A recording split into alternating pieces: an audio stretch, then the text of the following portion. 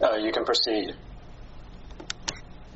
Okay, we are recording, so go ahead and call the meeting to order, and then I'll do your roll call for you.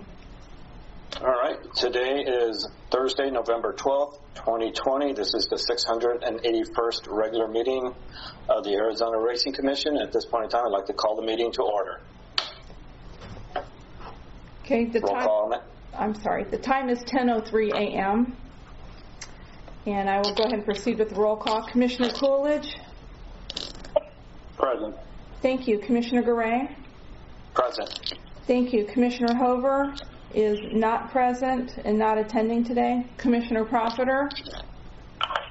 Present. Thank you. We have a quorum, sir.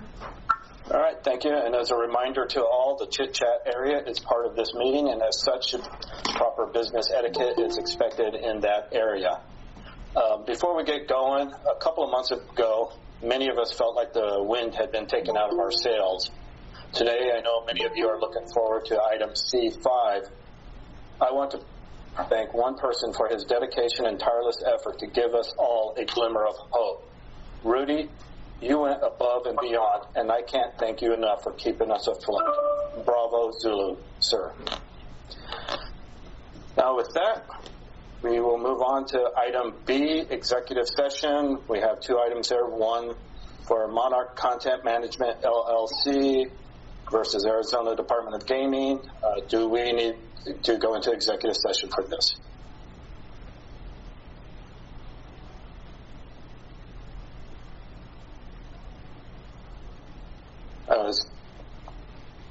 Is there any update that we need to be, or anything we need to communicate with our attorneys on this item? Do we have Kelly here? She did check in. I believe that there is Mr. Irvin and Mr. Markle also are attending this meeting. Mr. Markle? Commissioner Garay, can you hear me? Yes, we can. I'm sorry, I'm having technical difficulties this morning. So at least Mr. Markle can correct me if I'm wrong. I don't believe there's anything additional that needs to be addressed with the commission. Certainly, if there's anything that the commissioners would like to speak to their attorneys about, that would be up to the commission to decide. Okay.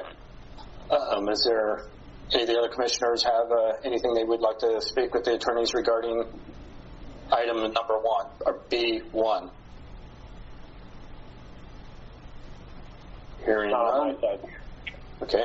Moving on to then item B2, Monarch Content Management, LLC versus Arizona Department of Gaming. Anyone feel we need to go into executive session for that?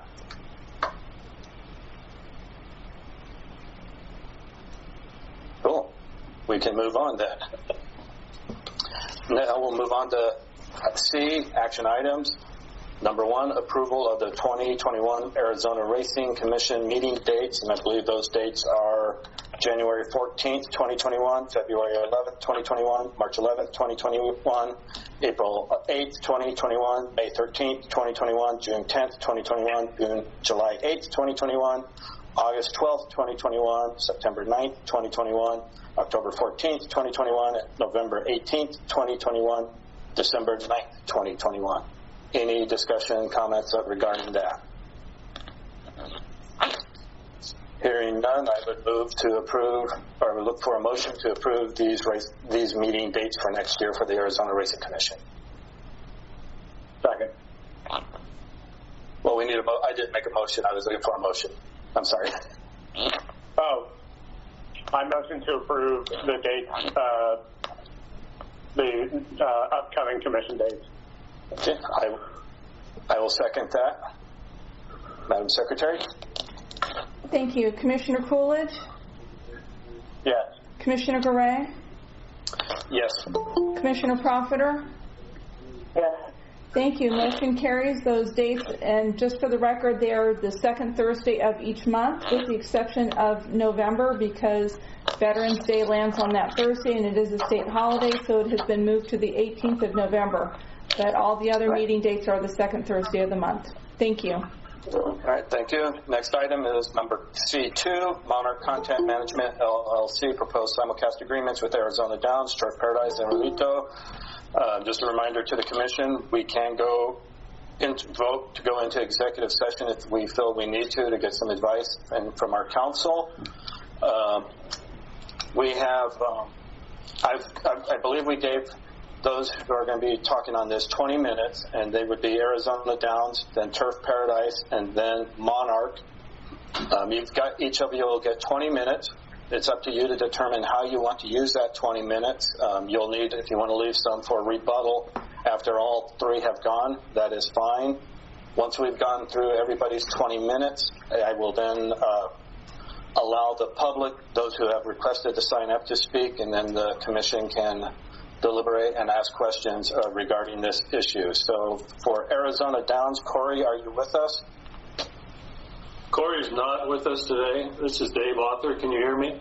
Yes, we can. Corey was called into trial this morning with his associate, so I'll be upset if anybody laughs or makes fun of my face or anything. All right. Well, you get 20 minutes. Like I said, if you want to then save some of that for a rebuttal towards the end, it's how you want to use your 20 minutes. May I make a small suggestion that because there's typically you would give the same amount of time for each side, and since Turf and Monarch are on the same side on this issue, I wonder if we could have a few more minutes to wrap up at the end if we do go over our 20 minutes. Basically, you're going to hear the same argument twice from Monarch and Turf Paradise, and I think it'd be fair in the event we need a little bit more than 20 minutes that you give us that opportunity. Chairman, go ahead. How many minutes would you be requesting? How about another 5 at the end? Here's the way we're going to plan to do it. I'd like to go 15 minutes, and I'd like Cassie to pull the plug on me or announce to me that I'm done. And then Tom, Author, is going to go for 5 minutes and discuss some of the factual details. And then if we have another 5 minutes or 10 minutes when it's all over to rebut, that will get at least closer to the 40 minutes that the other side has allocated. Is there any disagreement amongst the fellow commissioners granting Arizona Downs an additional 5 minutes? No, I agree. Okay, Dave, you've got your additional 15 minutes, or 5 minutes. Cassie and or I will cut you off at the 15-minute mark. Thank you. And thank you for the opportunity to elaborate on our written materials. I didn't have a lot of time to prepare these notes, so I'm afraid I have to do a little bit more reading than I'm comfortable with, but please bear with me on that. For background for our two new commissioners, let me explain how we got here. The Arizona Downs teams bought Yavapai Downs track in January of 2018 from the bankruptcy trustee. We spent several $1 million getting it up and running with the promise from the horsemen and the racing commission that we could operate an off-track betting system to earn enough money year-round to finance operations at the track and to finance purses for the horsemen. Unfortunately, we ran up against a powerful monopoly composed of Turf Paradise and its agent Monarch Content Management, which controlled 40% of the simulcast market. Although Monarch sold their signals to the track in Prescott Valley, they refused to sell their signals to us for any of our OTBs. This caused tremendous financial hardship to us because a bettor would come into one of our OTBs and want to bet Santa Anita, Gulfstream. We'd have to tell them we didn't have it, and then they'd walk out the door and drive down to a Turf Paradise OTB, and we never would get that customer back. So what were Monarch's reasons for boycotting Arizona Downs? We finally found out what those reasons were when they filed this brief a couple of days ago. First, Monarch said that they wanted us to run live, and once we ran our meet, then they would give us the signal. So Commissioner Jay McClintock, one of our predecessors here, and others, including the Horsemen, convinced us that if we would just run our meet, that Monarch would give us the signal. So we borrowed another couple $1 million, ran a very successful meet, and then Monarch said, sorry, we're continuing the boycott. The second of Monarch's excuses for boycotting us was that we were too financially unstable when they did the boycott. But when they started the boycott, it was mid-2018, and we were quite financially well. We had plenty of cash. We were in the middle of building our track, and everything was going great. So that is also untrue, that there was any financial instability to our company when they initiated the boycott. And finally, they say that they initiated the boycott because we violated the Interstate Horse Racing Act. But you, the commissioners, and you, the racing division, and Turf Paradise, and every other interested party on this topic said, no, we need two separate OTB systems. It is not a violation of the Interstate Horse Racing Act. So once again, the three excuses that Monarch did to boycott us were false. But we had to do something last year because we were running out of cash quickly and our OTBs were failing. So we asked the commission every month for about 7 months in a row to please give us a regulation that would require out-of-state tracks to provide their simulcast to every single permittee. The commission on 7 or so different meetings denied our request for such a regulation, and so we had to go to the legislature, which was recommended by the commission and by Rudy at the division. So we went to the legislature, and we had a bill passed, 5112U. It's passed with a huge majority and with great bipartisan support. And then we started running again. Now, the statute is very simple, and that obviously is the main issue before us today. It says that the Arizona Racing Commission should first ask whether simulcast contracts are offered to all permittees and their outside additional wagering facilities. If the answer to that is yes, then they go to the next question.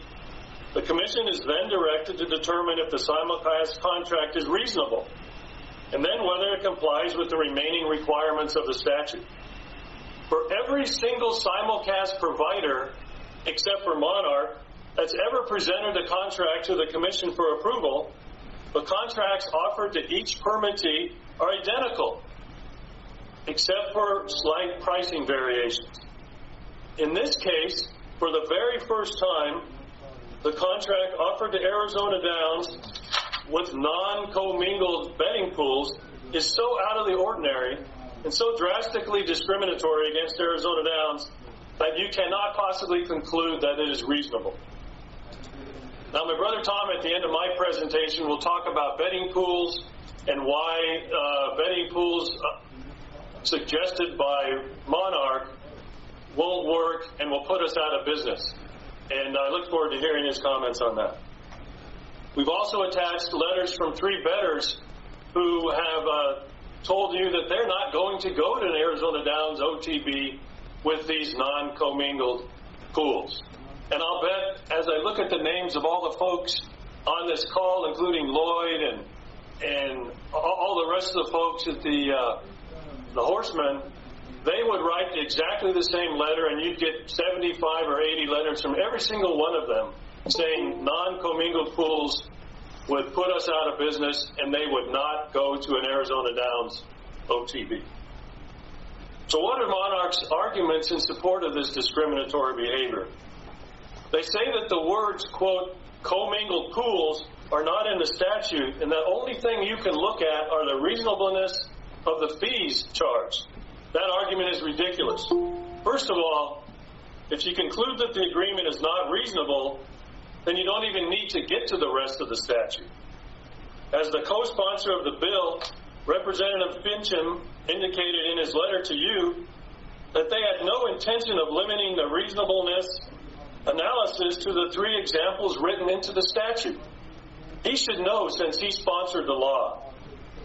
The letter from Representative Fincham and the legislative history from Senator Borelli indicates that the very essence of the statute was to level the playing field. Senator Farnsworth said, the issue is monopoly. We have a problem that needs to be solved. Consistent with the desires of the drafters of the statute, you should not approve this anti-competitive contract. But even if the commission wanted to take a hard line and say, look, you have to fit under one of these three examples, the third example says you can't artificially inflate Arizona Downs costs. And what we see here is an affidavit from Bill Russell from Sportech, and that's in your materials that we filed, saying that in order for Sportech to set up a single pool that's been recommended by Monarch, they have to create new hardware. They have to do a new data center. And those associated costs to build this non-commingled pool network are expensive. They have to create a clean feed from each Monarch track. And what that means is when you watch an OTB and you see on the screen, you'll see the race and you'll see the horse names and you'll see the odds next to them. They have to cut out the odds from that feed and they have to reinsert the odds that the Arizona Downs OTB will be. And those odds can be drastically different from the odds that are in the daily racing form and the odds presented by the track. So that's expensive. And Russell says that it costs north of $100,000 a year to do that. And by the way, Sportech is also the tote provider for Turf Paradise. So we don't have a biased opinion from Sportech on this subject. The second reason the first reason I've covered, the second reason is that somehow the Interstate Horse Racing Act, Monarch, to present this under a non-commingled pool. Monarch is arguing that the Ninth Circuit Court of Appeals somehow made that ruling. Now we debunked that theory at section Roman 2, page 12 of our brief, and I won't go into too much detail. But you need to know that the Court of Appeals opinion had absolutely nothing to do with non-commingled or commingled pools. It was not an issue in that lawsuit. Monarch's lawsuit suggested that Arizona statute forced its tracks to consent to the sale of simulcasts in the Arizona market. The federal trial court and the federal court of appeals, by a combined vote of 4-0, rejected that argument. The statute does not take away any of Laurel Park's right to consent to sending simulcasts. Laurel Park has the absolute right to withhold its simulcast signal and its betting pools from anybody it wants to.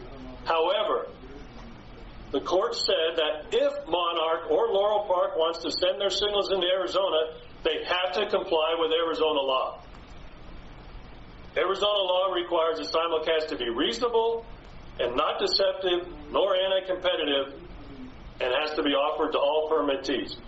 Laurel Park can refuse to do business with us, and Arizona has a right to put a reasonableness condition on Arizona's consent under the Interstate Horse Racing Act. Both parties maintain their consents, and both parties can do business if they want to. The last reason that Monarch gave was that somehow Arizona Downs was late making payments. You need to understand that we've been in federal court for a year, and never once has Monarch made the argument that this contract should not be enforced because of Arizona Downs' late payments. But now that they've lost in federal court, they've created this new theory that somehow they can discriminate against us because we were late a couple of times in paying them. Whenever Monarch wrote demand letters to us, we responded immediately and made the payments. As our brief indicates, the letter that Mr. Claus wrote in April 22, 2020, intending to terminate a contract with us, dealt with a contract that had already terminated many months before. The letter was out of date and incorrect. In the end, after doing business with Monarch for 2 years at the track and paying them hundreds of thousands of dollars over those years, there was one final payment of $2,500 to clean up the account. And right now, we're current. In any event, Arizona Downs and Turf Paradise now have the same simulcast signals, and we're now competing fairly, and there's no financial issue with regard to Arizona Downs.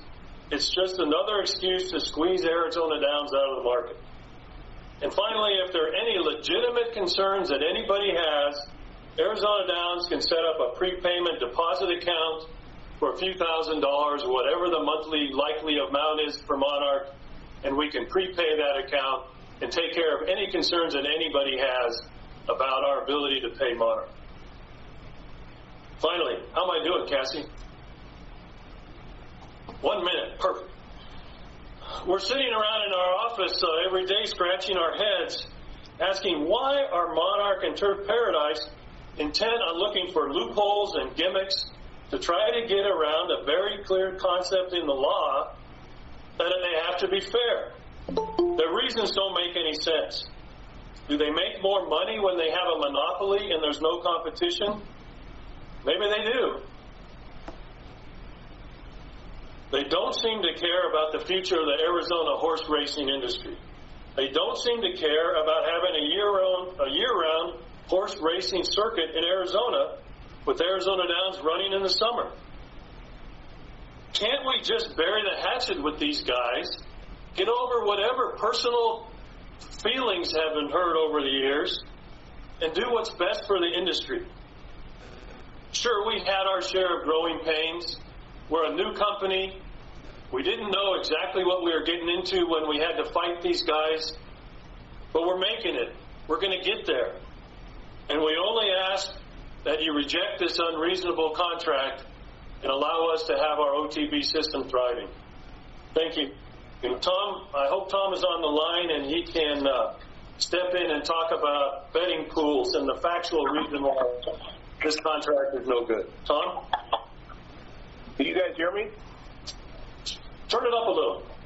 Actually, I have a question for you, Dave. Go ahead. Before Tom jumps in. You mentioned you ran a successful season last year, but I do recall that after you guys had opened up, you had to shut down and then had to scramble to raise some money. And you said you ran a full season. I don't recall it being actually a full season. I recall that there were dates missed because of the financial issues. We lost a couple of days around the 4th of July holiday, but we did come back and finish the meet. But essentially what we do when is we had to finance it outside of the OTB system because we were still in the middle of the boycott from Monarch. And what I was trying to impress upon you, Chairman Gorey, is that we now are on equal footing with Turf Paradise. We get the same signals that they get. And if Monarch would sign a contract that's fair to everyone, we'll continue to get the same signals. And the issues that we were facing at that time are behind us. I would still argue that it was a successful season for the very first time.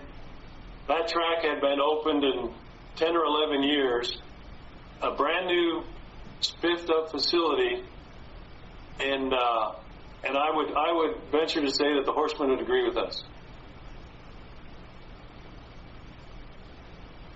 One follow-up question, so please bear with me. This is not counting on your time, unless you want to count on Tom's time. And again, you know, I've been here since the beginning. So I remember the first meeting when you guys came and talked about you were going to be opening up Arizona Downs. So I've been through this with you guys since the beginning. And I do remember the commission, we had, finally having to tell you, you've got to do this through the legislature. We can't do this for you. My question is, was there ever discussion with the legislature about including the language of the wagering pools, and why isn't wagering included in that? My answer is I don't believe there was discussion of wagering pools, and the reason is, as you asked at the meeting last time, Mr. Chairman, and I obtained a transcript, and your question to Monarch was, is there any other state that maybe Monarch offers the signals to, where they're offering the commingle to one track and not to another? And I think the answer to that is no. There's nowhere else that this is done. And so it was one of those things that, since it never was done and no one ever thought of it, there was no reason to put it into the statute as one of those four elements. Now, we've heard Jerry, I think, Jerry Sims yell out at one of the meetings, we used to do it, but that was probably before electricity and before they actually had the ability to add up all these pools instantaneously. But in any event, you presented that question to Monarch's counsel, and I've reviewed their filings, and I don't see an answer. They said that they do that anywhere else, have been doing it anywhere else, and the only place they'll do it is to us. And that's why it wasn't in the statute. Okay. Well, follow-up question, sorry. And hopefully some of the others may have questions too, but with regards to pooling, or the commingled pools not being in the statute, do you think if it had been added to the statute, or you tried to get it into statute, would it have even passed the muster of the House and Senate's legal folks that I think are down in the basement? I don't know where they are, but I don't see there would have been any problem with that. There's no... The issue really, and I see that you're focusing on putting that language directly into the statute, but the statute says that you have the power to approve or disapprove a contract so long as it is reasonable. The statute doesn't say you can only approve a contract if it has every single element in it that, including, for instance, non-commingled pools. You have the right and the power to analyze this analyze this contract and determine whether it's reasonable. And it's our position, and you'll hear more about that from Tom, that it's grossly unreasonable. And so, and another reason we know that is because it's not done anywhere else. And trust me, I've actually added more since I told Cassie how many questions I have. I've got 42. I won't get to all of them, so don't worry about it. But I just figured the only way to clear up uncertainty is to ask questions, and I don't mind answering them if I can. Our counsel is in trial, but I'll do the best I can with what I remember about law school 40-some years ago. All right. I'm done. I don't know if any other commissioners had some questions for you or not. Hearing none. Tom?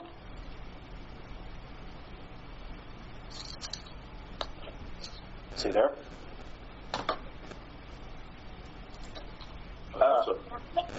Can you guys hear me? Hello? Yes, I can hear you. Okay, yes. Great. I actually tested positive for COVID yesterday, so I'm not in the office, so it may get a little confusing here, but so forgive me. But I think you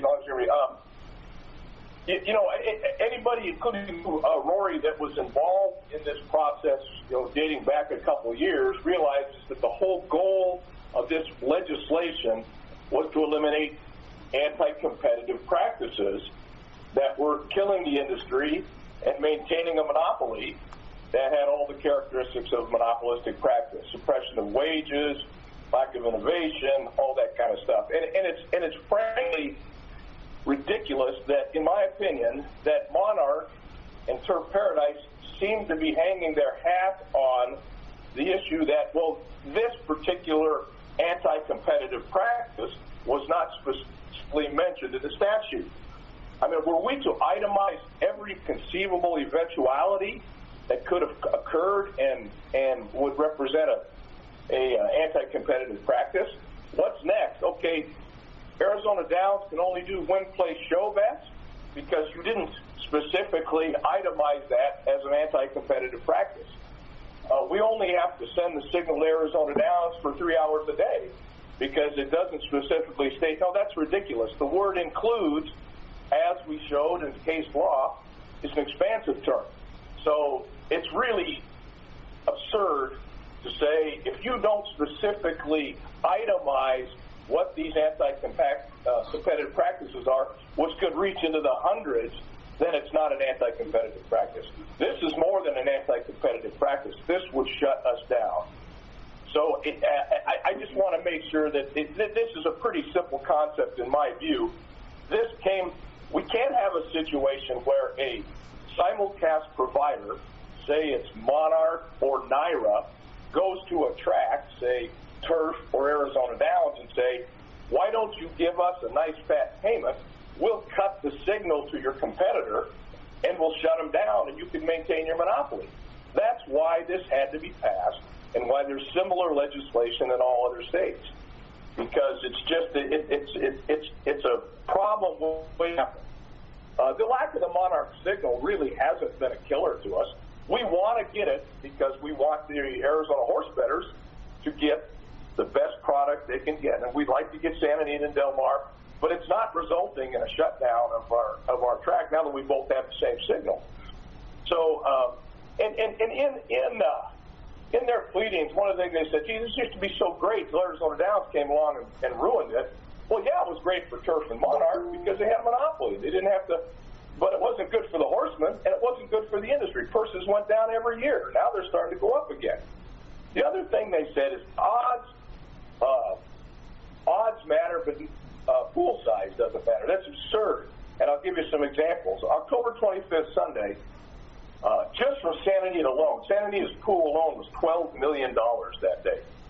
Extrapolating what Arizona Downs pool would have been had we have to suffer through this proposed contract, probably would have been around $4,000 or a net payout of $3,200. That's $3,200 we would have had to pay out 10 races. In that, so it's whereas at that time Santa Anita paid out many bets in excess of 1,000 and several bets over 57,000. Nobody is going to come to our OTB if the bets they're going to do is a couple $100, or they could do versus 57,000 or 100,000 at some, and that's just Santa Anita. That's multiplied by Del Mar, Gulfstream, Laurel Park, all the other Monarch tracks. It's simply a poorly disguised way of shutting Arizona Downs down. It would be no different than not sending us the signal at all. No bettor is going to come into our place and bet our races if they don't have the ability to hit that big one. That's what horse bettors are there for.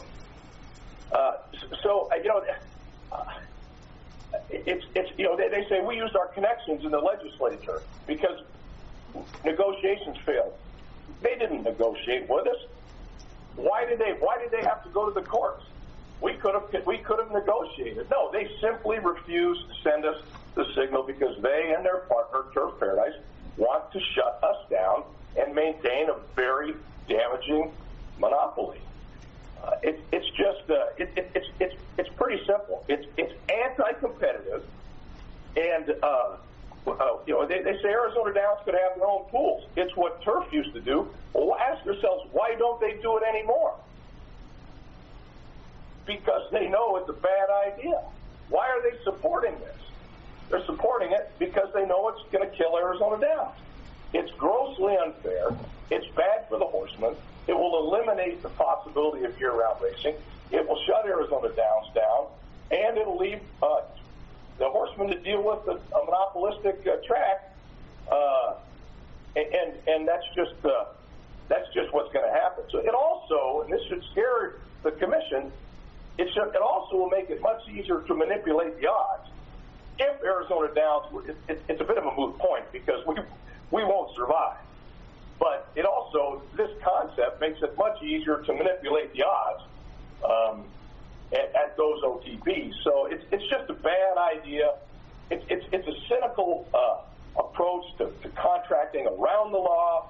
It's an insult to the intelligence of the commission, Arizona Downs, and anybody else that thinks that they can sneak this by us when it's clearly a violation of the intent of the statute to eliminate anti-competitive, monopolistic behavior.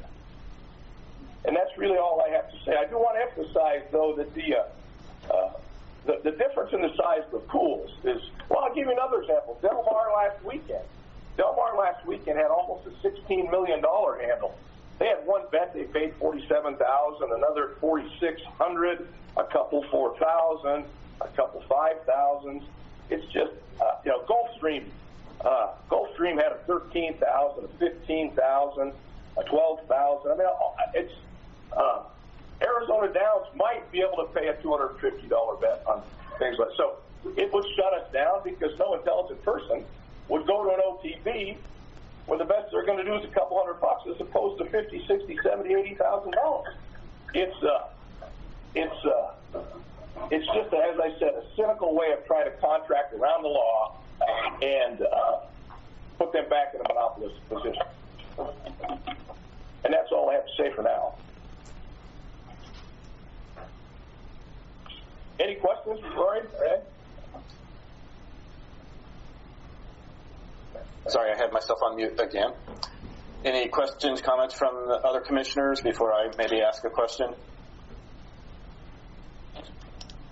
All right. And please know I do have questions for the other two when they do come up, so don't feel like I'm picking on you or whatever. I've got a whole lot of questions. I don't feel that. Came up through several days of reading all this stuff. Senator Burrell's emphasis on the comprehensive and multifaceted oversight approach that makes the industry more fair and equitable to all parties that are involved. My question would be, is it fair and equitable to all parties involved to force a track outside of Arizona to provide its betting pools to somebody it may not want to when the Interstate Horse Racing Act grants them the right to approve or deny who they give their signal to? Well, let me address that. Can you hear me, Chairman? Yes. I think there's a misunderstanding about what the Interstate Horse Racing Act does. The Interstate Horse Racing Act gives you commitment, and it gives the track equal rights to consent to send their simulcast signal. If Laurel Park, for instance, wants to send its simulcast signal, they do it. If they don't want to send their simulcast signal, they don't have to do it.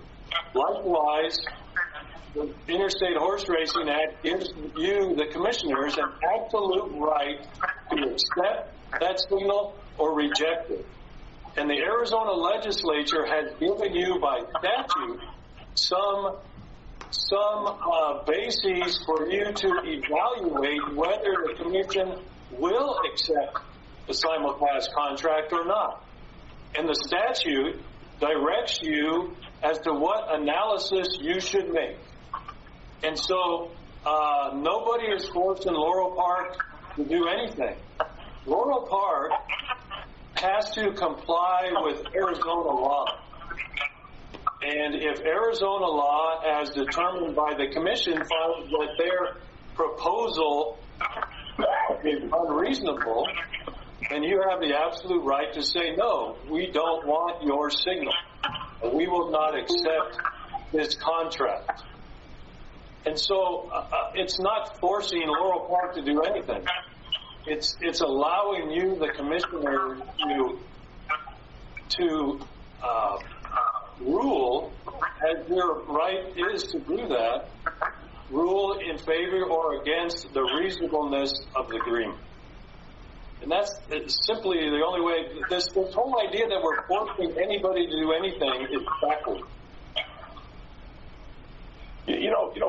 Chairman Gorey, Monarch and Turf bring up a number of arguments that were completely squashed without dissent by the two courts. 4 justices to 0. I think their hope is, maybe you have not read the opinion, but all of this stuff about the Interstate Horse Racing Act, they shot down and said it doesn't have any merit. And the bottom line is, nobody's forcing them to send their signal into Arizona. But if they do, they have to do it subject to Arizona statutes. And that's this fairness and reason. So So, their arguments, it was a classic, we're going to kick up a bunch of dust. Hit me if you can find me. They're obfuscating the point here, which is this anti-competitive? Of course it's anti-competitive. All this other legal rigor is just completely irrelevant. But, they're trying to obscure what the real issue is. And that is this anti-competitive? It's worse than anti-competitive. It would kill Arizona Downs.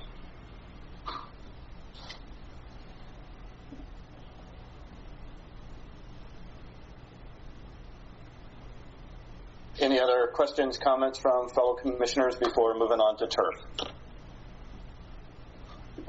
Chairman Gregg, I want to leave you with, please understand that this will have the very same effect as not sending us the signal. And they know that.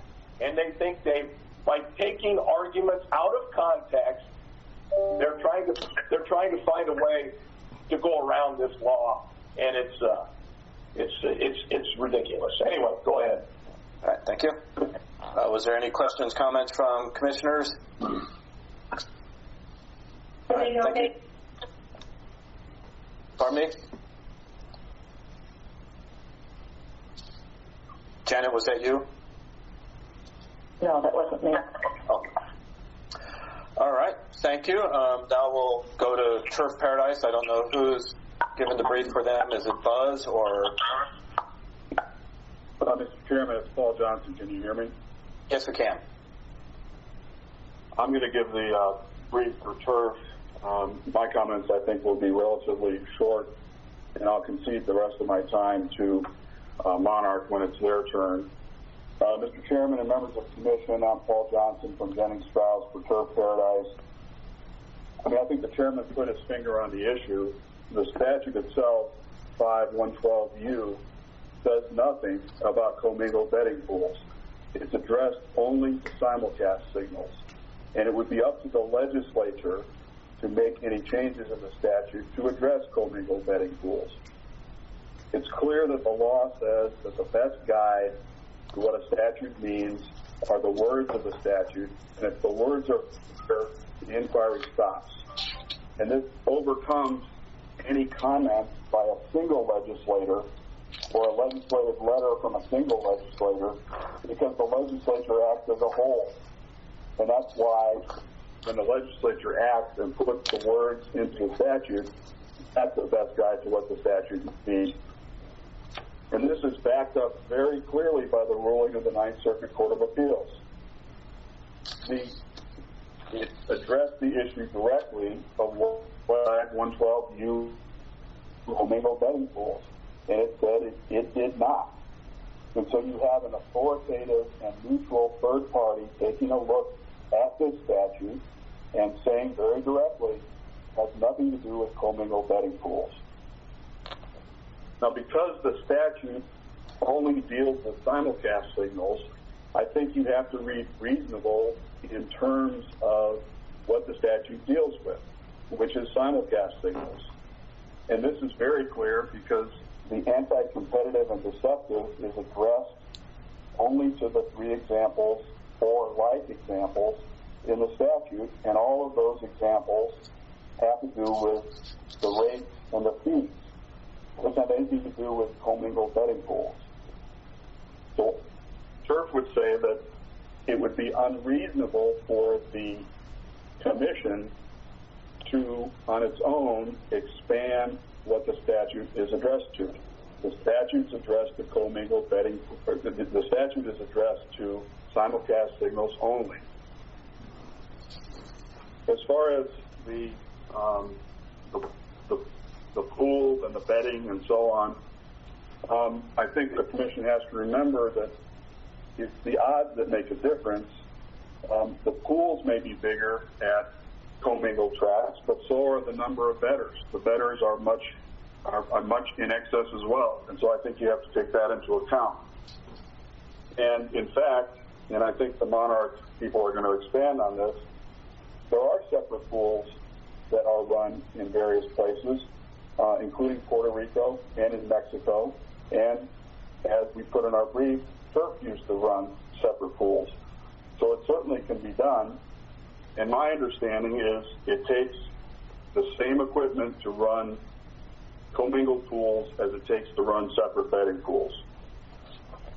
So, and finally, on the Interstate Horse Racing Act, the Ninth Circuit was clear that the out-of-state tracks have an absolute veto power over what happens with their signal, and for Arizona particularly to have,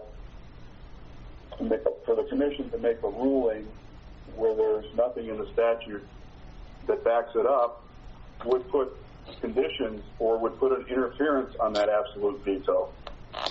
And so for these reasons, and for the reasons that Monarch is going to elucidate, particularly the good business reasons it has, Turf would ask that the commission approve the Monarch contracts as submitted because Monarch has complied with the statute.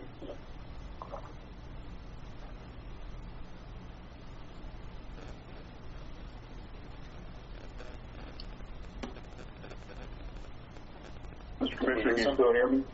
Yes, I can hear you now. Okay. May I ask a question? Is that Jana? This is Jana. Yes. On the Ninth Circuit judicial opinion, could you, regarding non-commingled pools that you said they referred to, can you please give me the page and the line? I've been unable to find that. Okay, I think we supplied originally what's called a slip copy from the Ninth Circuit. And on that slip copy, it's at the bottom of page 10.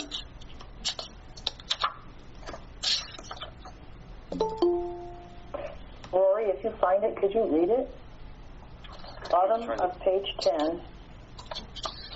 The page 10 of the brief that you just sent us? Well, it's actually quoted on page, starts on the bottom of page 4 and goes over to page 5 on our brief. But in the Ninth Circuit slip opinion we gave you, it's on the bottom of page 10. So you can I'd like to hear it exactly from the judicial review, not the brief. Okay, well, if you give me a moment, I will find the brief. But if you have the copy we provided, it's at the bottom of page 10. Yeah, I'm looking for that.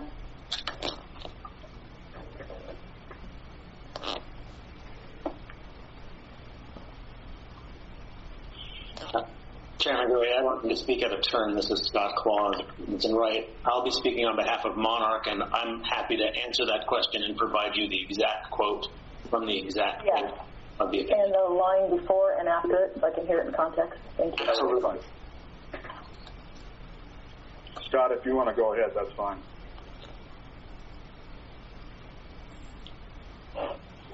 Chairman Gurley, I'll hopefully you can all hear me.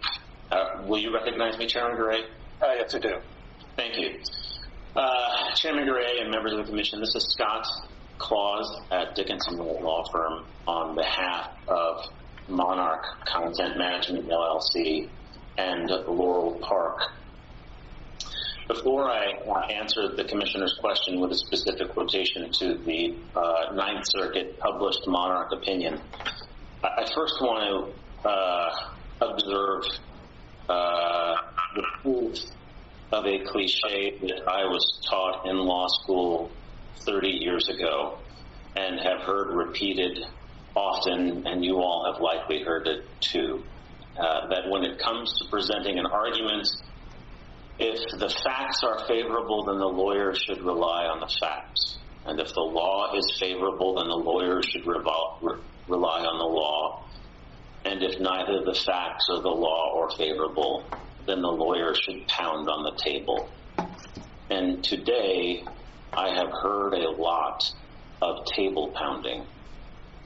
Phrases and words like absurd and cynical and no intelligent person would believe, and it's offensive. That is table pounding. When someone attempts to characterize events rather than quote them or cite to them, then there is a cloud of suspicion that is cast upon them. My job today is to answer any questions that you have, but my other job today is to not pound on the table, but to demonstrate to you why both the facts and the law support the position that the agreements that have been tendered and that have been signed by Turf Paradise and that we anticipate will be signed by Rito Park, that they be approved because they comply entirely with Arizona law. So let me get you. It's on. So when the Ninth Circuit publishes an opinion, they are published in something called the Federal Reporter. And there have been so many cases that we are now on the third edition of the Federal Reporter. And the specific site for the Monarch opinion is 971 F. 3rd 1021. You were told by one of the Mr. Arthurs that wagering had nothing to do with the case that was before the United States District Court and the Ninth Circuit Court of Appeals. That is absolutely and entirely false. In fact,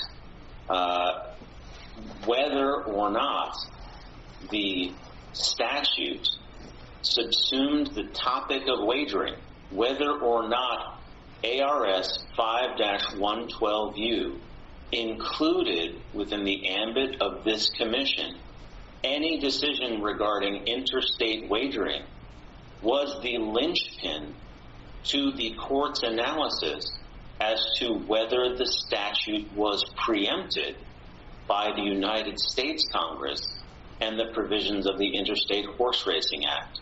So it's not that wagering was irrelevant.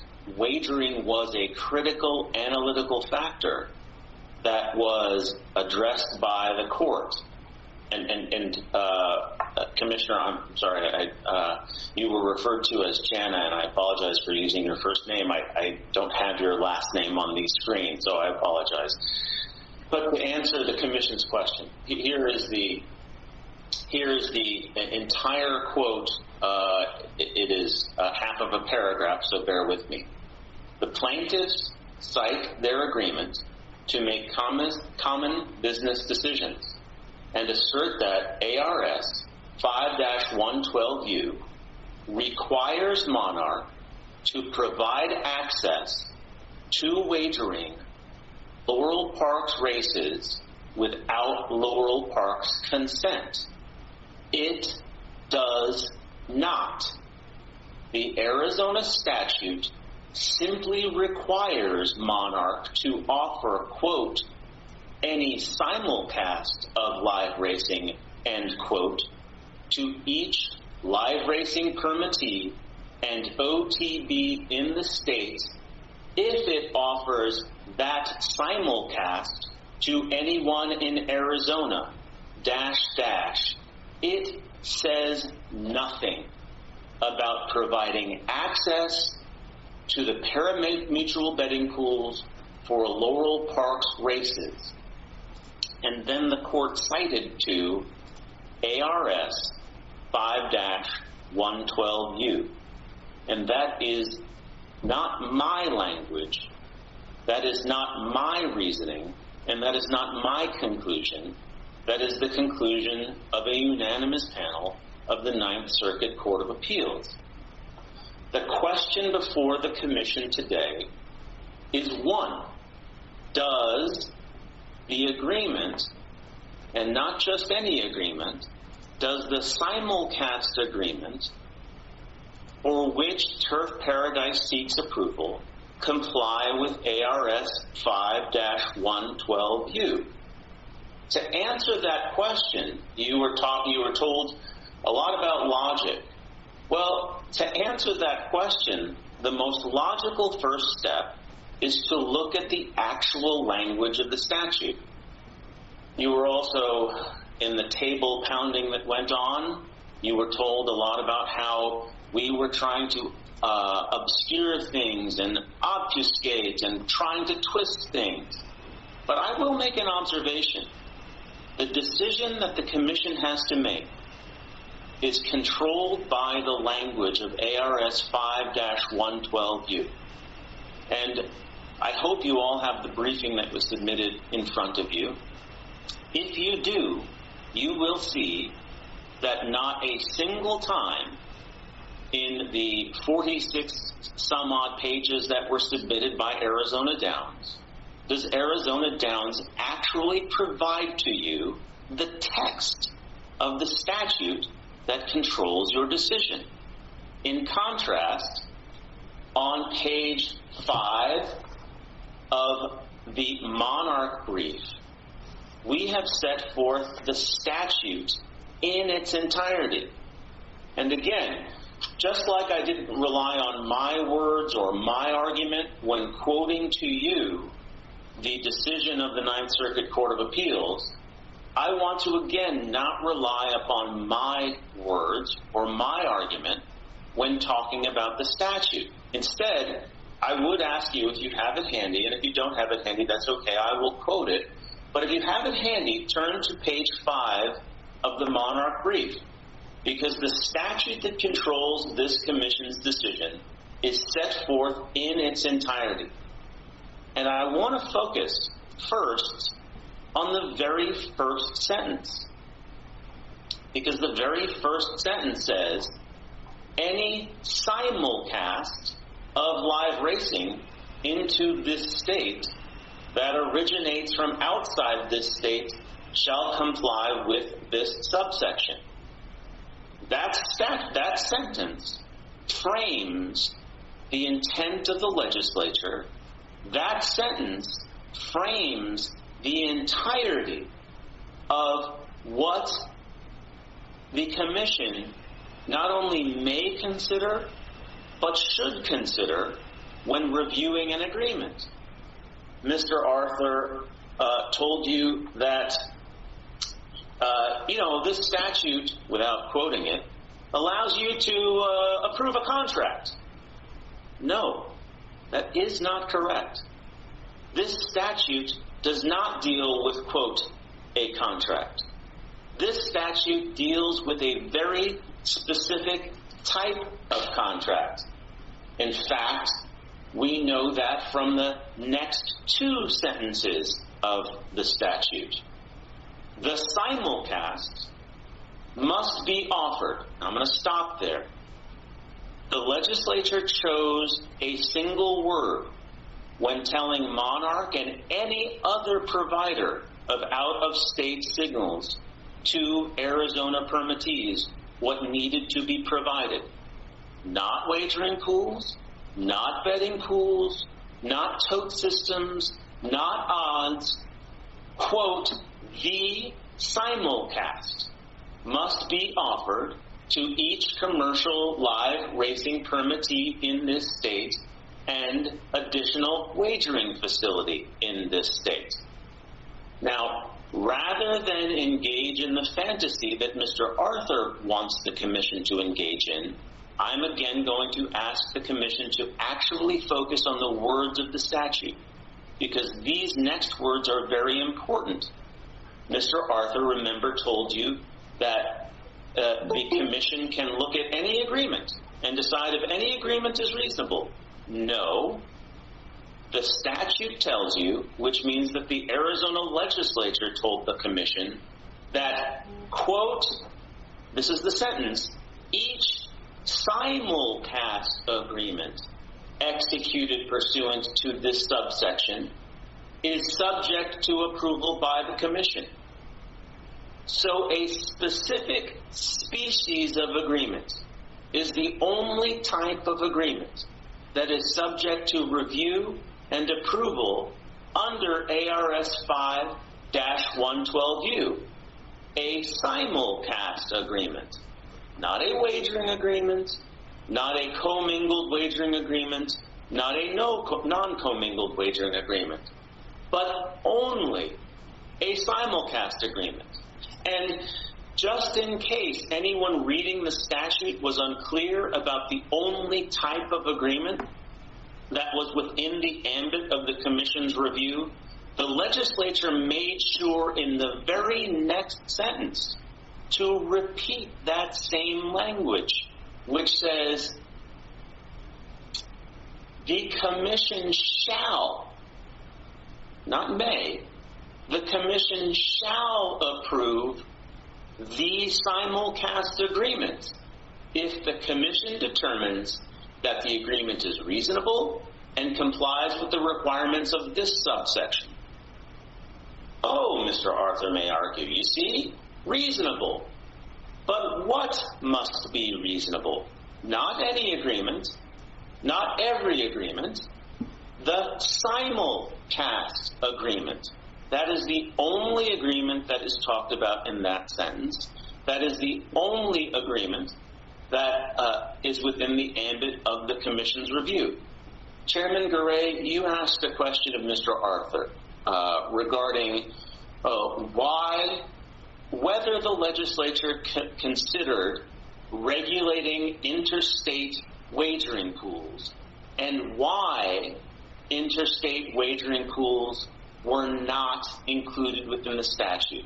And that leads to both the answer and to an interesting observation that has to do with what ARS 5-112U is focused on.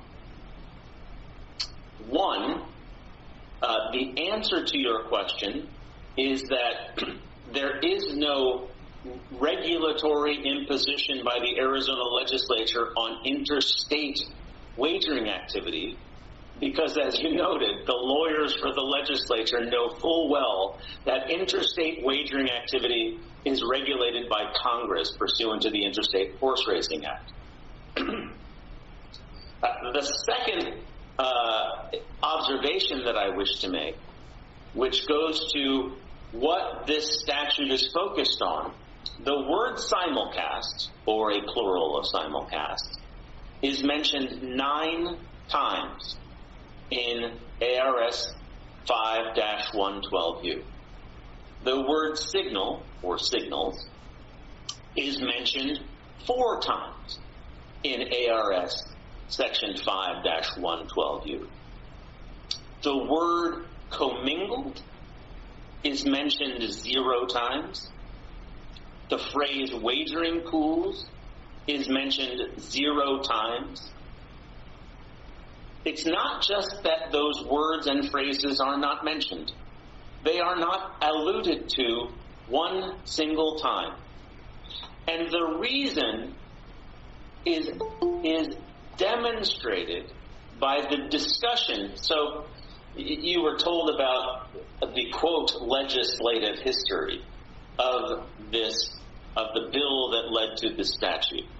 Again, if we're not going to be revisionist about things, the factual and historical truth is that there was no legislative history for this bill. This was a public land bill when it went to the Commission for approval. And then, because of legislative wrangling, which is perfectly permissible but certainly indicative, every single word of that public land bill was stricken at the last minute, every single word, and replaced with the words that are now in ARS section 5-112U. And why was every single word of that public land bill stricken, and at the very last second these words inserted? We know from the discussion that led to every single word being stricken. The discussion centered around the fact that, quote, Monarch was the biggest provider of what?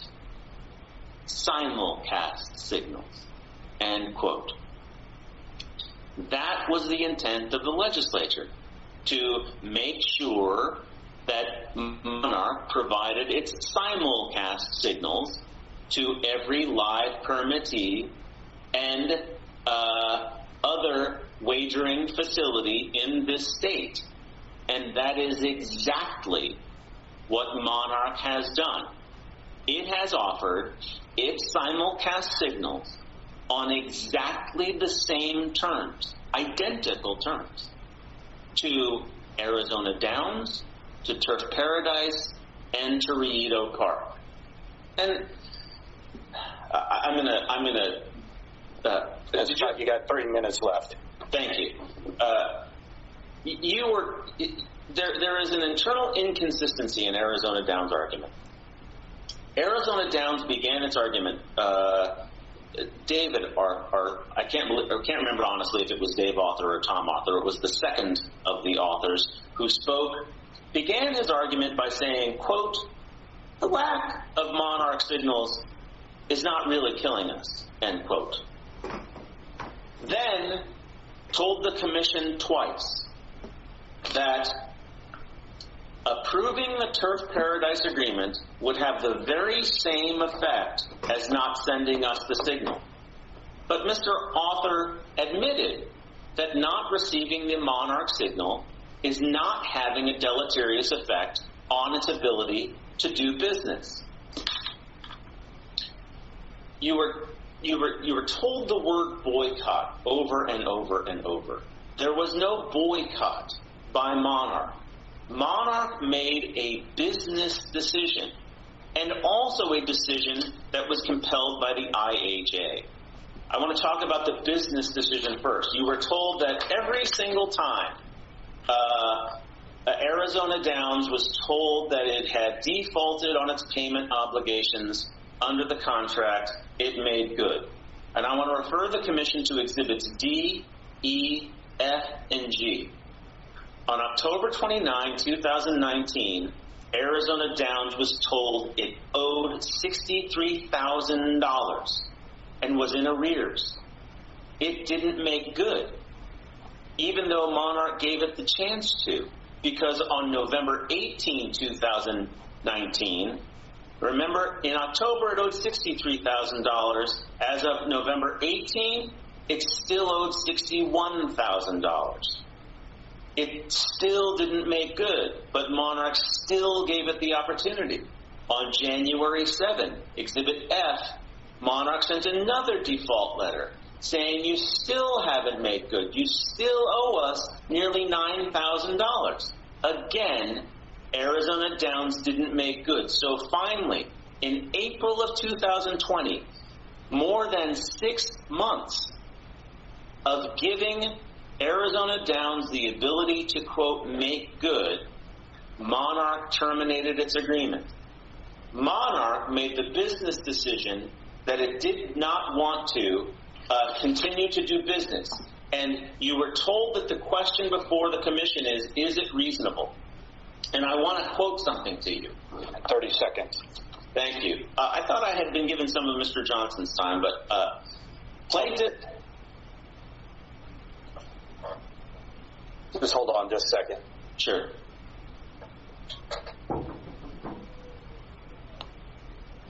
Yeah, I am. Actually, yeah, we did give him some of Mr. Johnson's time, so whatever time Mr. Johnson had, we can add on. Thank you. And I won't be very much longer, but I do want to focus on this question. I think I've demonstrated to the commission that the sole ambit of the inquiry is whether the simulcasts have been offered to each live permittee and additional wagering facility in the state. They have. That the question before the commission when construing reasonableness is whether the provision of the simulcasts, the terms for the provision of the simulcast is reasonable. Arizona Downs has not even argued that they are not reasonable. But even if the commission decided, well, no, we can look outside those the framework provided for us by the legislature and just consider other issues. I want to quote something to you. Quote, plaintiffs asked, that was us when we were in the court, plaintiffs asked if under the portion of 5-112U requiring Monarch to offer simulcast to all permittees in Arizona, Monarch would then violate the statute if it terminated the agreement with Arizona Downs on account of breach. The statute's reasonableness requirement leads to an answer in the negative. An agreement with the party that is, for example, incapable of paying under the terms of the agreement would not be reasonable. That is the language that, again, that is not my language and that is not my argument. That is the conclusion of the United States District Court for the Arizona District and Judge Tucci. And to give you the specific citation, this is at 2019 Westlaw 7019416 at page 6.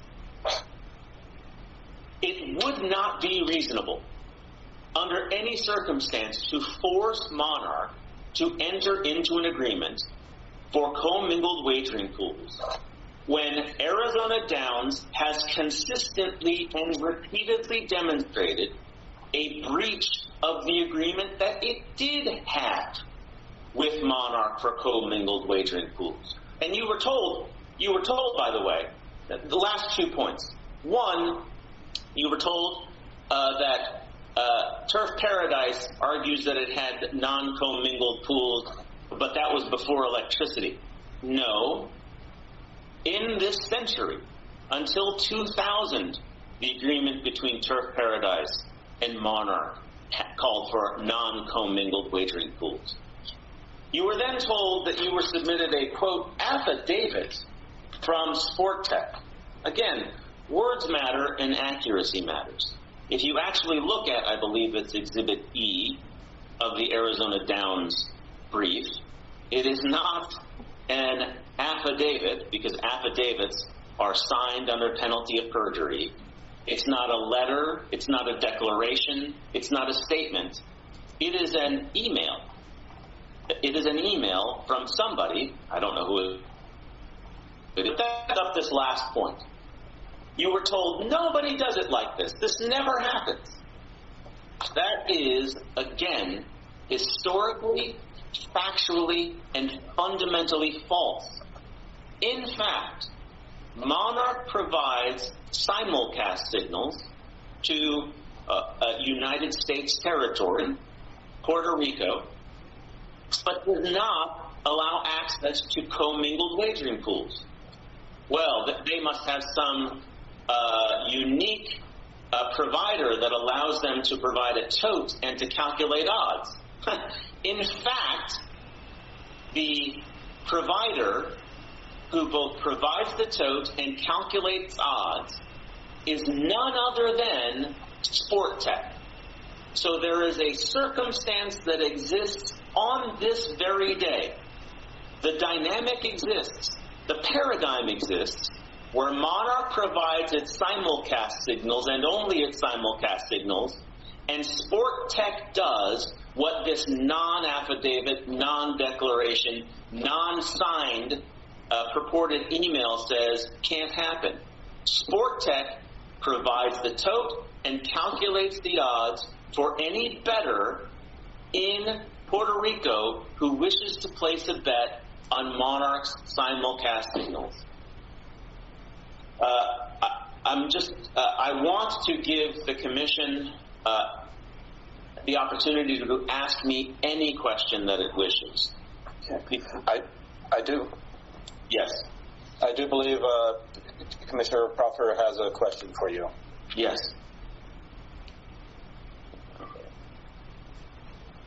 I had a question, but now I'm confused, so I don't have a question, so go for it, Rory. And just for the fellow commissioners, on their brief on page 5 at the bottom, there is the term simulcast is the definition here in Arizona is defined, written out there for us. And I did have a question, and now I didn't. In 2000, said when Turf Paradise was doing a single, its own pool, not participating in a commingled. I know at some point in time, the old, what I forget what it used to be called, Prescott Downs or something like that. Were they, what did they do previously, and did we have Arizona Downs and Turf Paradise doing their own thing? Chairman Garay, thank you. The honest answer is I do not know. I do not know what, I think it was Yavapai Downs, but maybe it was Prescott Downs in 2000. I don't know what they were doing, but I would add that it is not just that we have a circumstance where Puerto Rico is doing exactly the same thing that Arizona Downs says it cannot do, but you were also told how no other state does this. And as we pointed out in our briefing, Arizona's statutory scheme is unique, and we provided the commission with an analysis of the 3 states that are most often before this commission compared to Arizona, and that's California, Illinois, and Florida. But they have an entirely different statutory scheme and an entirely different regulatory mechanism from Arizona. And so, so when you're told, well, no other state does it this way, well, no other state has quite the regulatory mechanism as Arizona, but the language of ARS 5-112U is crystal clear that it only deals with simulcasts, it only deals with simulcast signals, and it only deals with simulcast agreements. And again, not my conclusion, but the Ninth Circuit's conclusion in deciding an issue in the case is that ARS 5-112U says nothing and requires nothing about allowing access to out-of-state commingled wagering pools. It simply is not in the statute.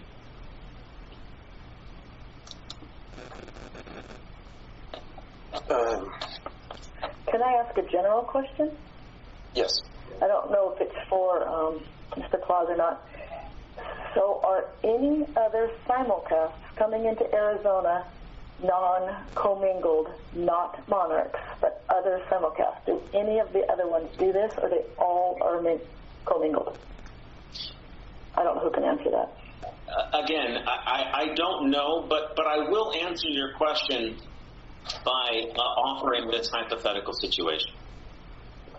There is a certain utility in having one contract, just because it's then you can point to one contract as an exhibit, for instance.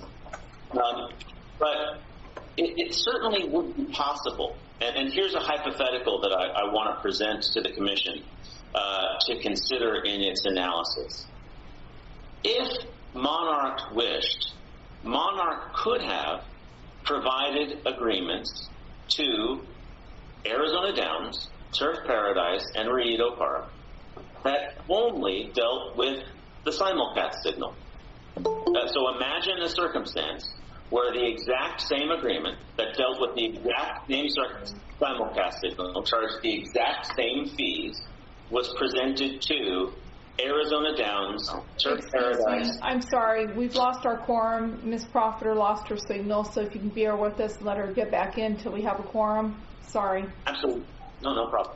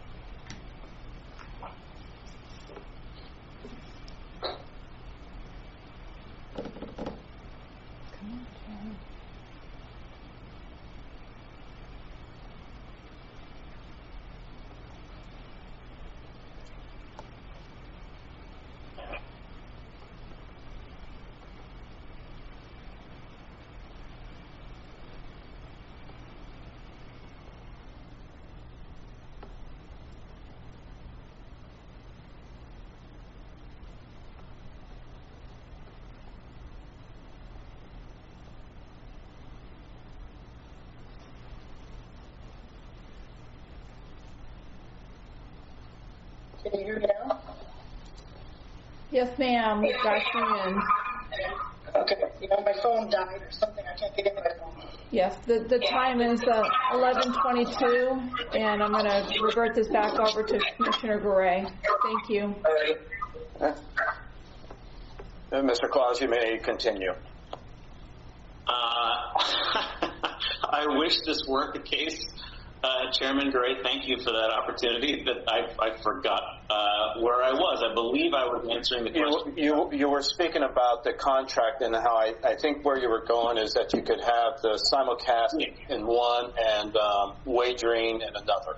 Correct. So the simulcast agreement and just a simulcast agreement that contained exactly the same terms could be tendered to Arizona Downs, Turf Paradise, and Rito Park.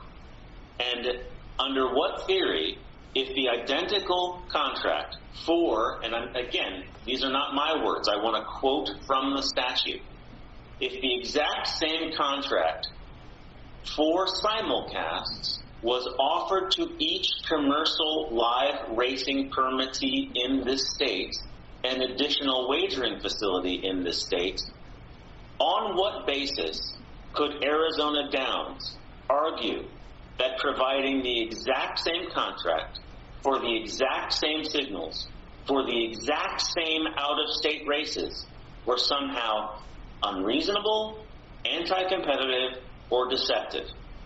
They could not.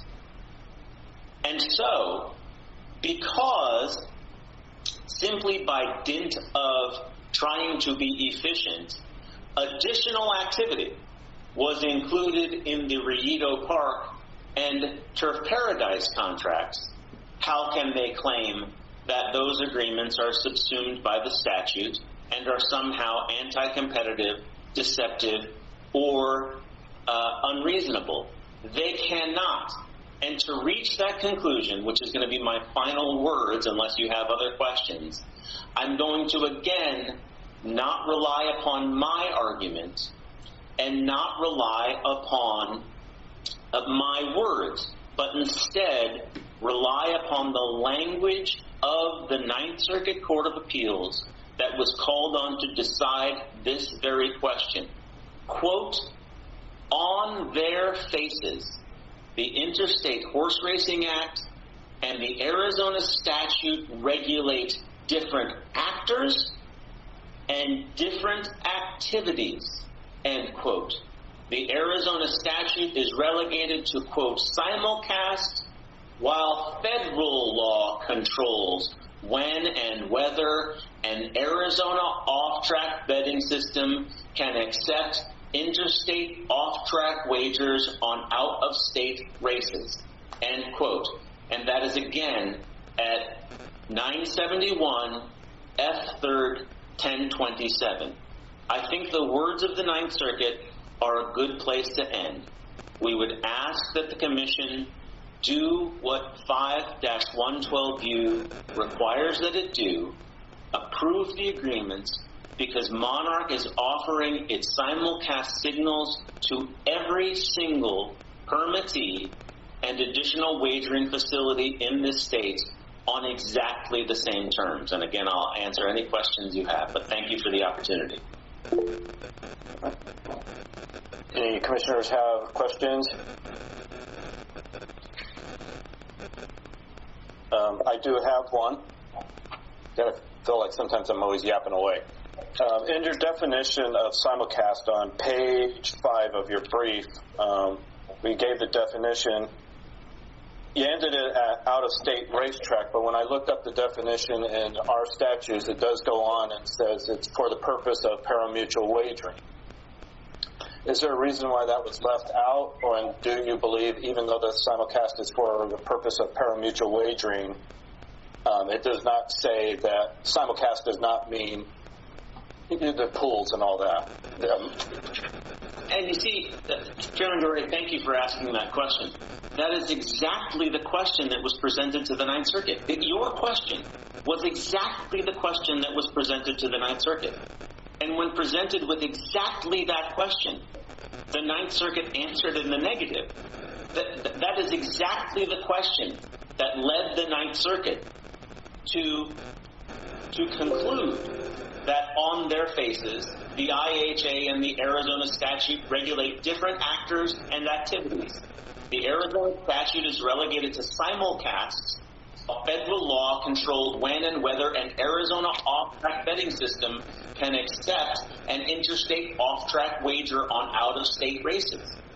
Your question, Commissioner Garay, is exactly the question that was asked of the Ninth Circuit, and the Ninth Circuit answered your question, no. The fact that the definition of simulcast says live audio and visual signals for the purpose of XYZ does not subsume within the statute the ability of the Arizona Racing Commission to regulate XYZ, because a simulcast is defined as, not its purpose, a simulcast is defined as live audio and visual signals. That is the definition of a simulcast. Its purpose does not control what it is definitionally. And if we look at the regulations that have been passed in the Arizona the Arizona Administrative Code, we see an amplification that the simulcast includes the live audio and visual signals and has nothing to do with the wagering or commingled pools. So I hope I've answered your question, because I provided you the answer that the Ninth Circuit provided when asked that very same question. You did, and don't worry, I won't get a big head. I think I should be moving on to the Ninth Circuit. I came up with that last night when I was going back through the briefing. So, all right. Any questions, comments from fellow commissioners? Okay, hearing none, I do believe then the next item I had was for rebuttals. So we would start with, I think I see the top of one of the Arthur Brothers heads there. Is it a bald head? Yeah. Okay, that would be me. Same time for me, Dave. I'll try.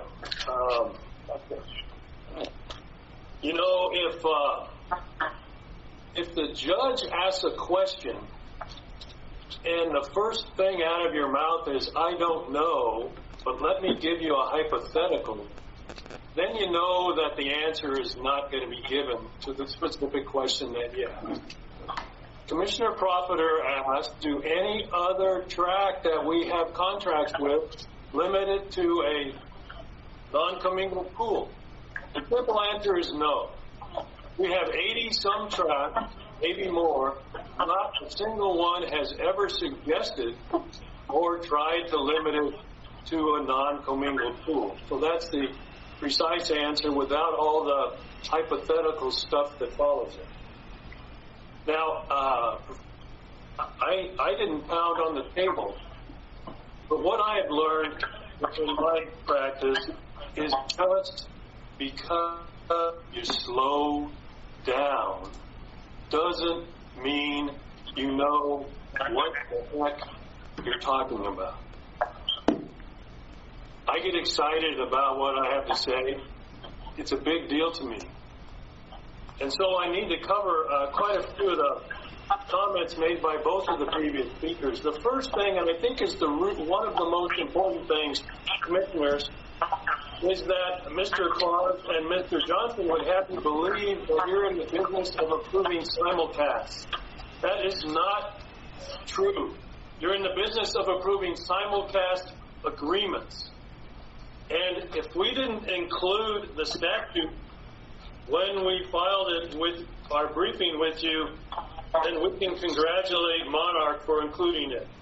But your job is to determine whether or not simulcast agreements are reasonable. And the simulcast agreement that was presented, let me see how many pages it is, drafted up, it looks like it's 18 or so pages, includes for includes for Turf Paradise and Rito an entire section on betting pools. Common parimutuel pools, section 5. And that's part of the agreement that you're asked to approve on the simulcast. And the title of it is the Simulcast Wagering Agreement. Those are the papers before you to approve or not approve. The Simulcast Wagering Agreement presented to Arizona Downs, on the other hand, does not have a paragraph 5 that talks about common parimutuel pools and wagers. It doesn't have one that talks about odds and payouts and takeouts and all. They cut that out. They removed that from our contract, and that's the reason why we say it's not reasonable. When you asked last meeting, Chairman Goree, whether this was done anywhere else, we expected to see something in a reply that says it was or wasn't. Instead of putting it in a reply under some way that we could check, Mr. Claus says, Puerto Rico. And maybe Puerto Rico has a statute that requires it. Maybe Puerto Rico isn't a protectorate? Has a few million people in there that are involved. I don't know whether or not Puerto Rico does it or why they do it or why Monarch chooses to do it with Puerto Rico. But if it's true, I don't really care. They don't do it anywhere else but Puerto Rico, apparently. And we don't know, other than Mr. Claus's statement, that it even happens in Puerto Rico. I did not use the word affidavit of an email from, and that email lays out the costs of what it would cost Arizona Downs to set up a separate network. I don't know what it cost Sportech to set it up in Puerto Rico, if Puerto Rico even has that. But you're welcome to take a look at the email from Mr. Russell and give it whatever weight you wish. But the fact is, Sportech does business with us and Turf Paradise, and that Mr. Russell, one of their officers, has priced it out for us because we needed to know that.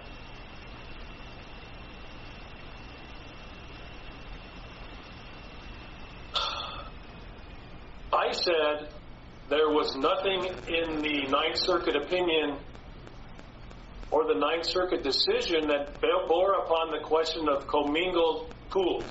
Mr. Claus said that I testified to you folks that there was nothing in the Ninth Circuit opinion about wagering.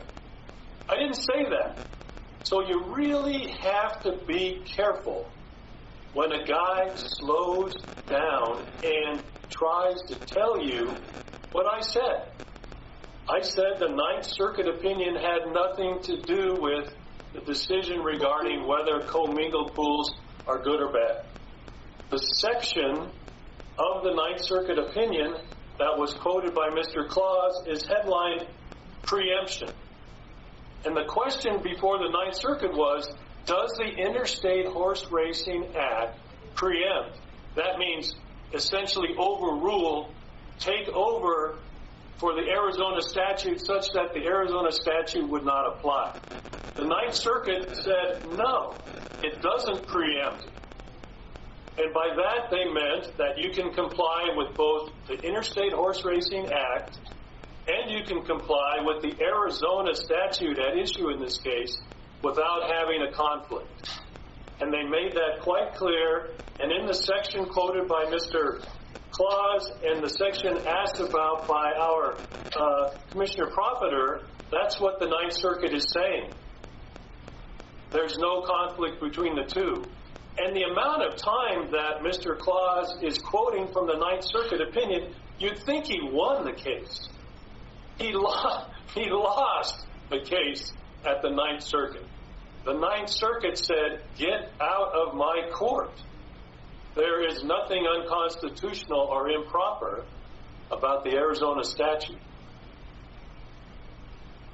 Now, one of the issues supposedly was whether our late payments a year or so ago affect, or maybe slightly less than a year ago, affect whether or not you can approve this contract.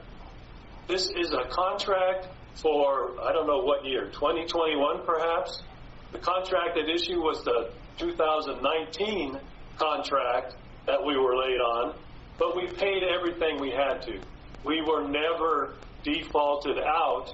The last letter we got from Mr. Claus wasn't even correct. He didn't even have the right amounts. We previously paid a majority of that back in January.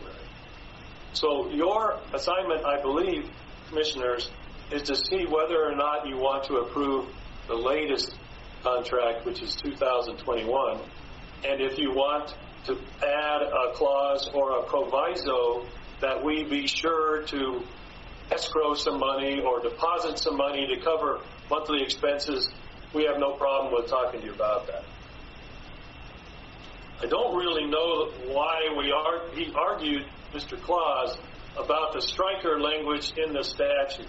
I don't know anything about making statutes. I've heard it's like making sausage. It's what's the saying? Maybe Rory, you help me here. It's, you know what? It gets it done, but you don't want to watch it or something. But in any event, a statute was passed, and there were probably a lot of statutes that were passed that year in a bizarre way that none of us understand under the parliamentary procedure of the Arizona legislature. But what we do know is the statute was passed with a huge majority, Republicans and Democrats. And they said in the statute what they meant. And you got Mr. Claus reading simulcast. Then it says a simulcast must be offered. But then it goes on to say the simulcast agreement must be approved. The Commission shall approve the simulcast agreement if the agreement is reasonable. This idea that you're taking out simulcast from agreement is silly and was not, and I won't pound on the table or anything. It's not what happened. In 2 minutes, 30 seconds. Rumor has it Brother Tom wants to say something. Let me see if I have any other... I'm Tom. Ready, Dave. Okay, a couple things. One, since we're all coming up with saying, an old high school debate line that says, always state your opinion as though it's fact. And Mr. Claus has managed to master that. First of all, I did not say that we won't be hurt. We aren't being hurt now, and that's because we both have the same situation.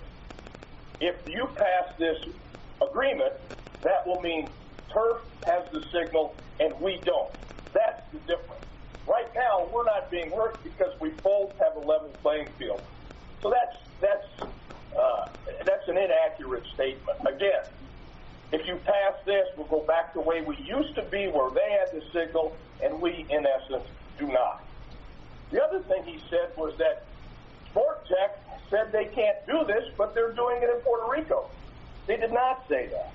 They told us they can do it, and they said it'll cost $100,000 a year. And that represents an increased cost for Arizona Downs, which is prohibited in this agreement. So they did not say they can't do it. They merely told us how much it costs. It's almost too many things to go through. But the other thing is, let's focus on what's going on now and clear out all this dust, this extraneous stuff that doesn't apply. You are asked to look at a simulcast wagering agreement. That's what Monarch put forth, a simulcast wagering agreement. As part of your duties, you are given the obligation or the right to determine, is that unreasonable? Does it have any anti-competitive practices? That's all this is about. All this other stuff that the four judges shot them down, now they parse and pull little sentences here, little sentences. take things out of context. Tom, your time is up. I'm sorry. Okay, ignore it. This is about approving a simulcast wagering agreement. It's unfair, it's unreasonable, it's anti-competitive. Turn it down. That's all this is about. Tom, I do have a question, or for either one of you. Fire away. Fire away. Okay. I did receive a letter from one of our representatives, and he mentioned that ARS 5-112U directs Arizona Racing Commission to approve a simulcast contract. I just heard you mention that what's before us right now is a simulcast/wagering agreement. My question would be... There's no slash, if that matters. Yeah. Well, I just wrote a slash because I like to.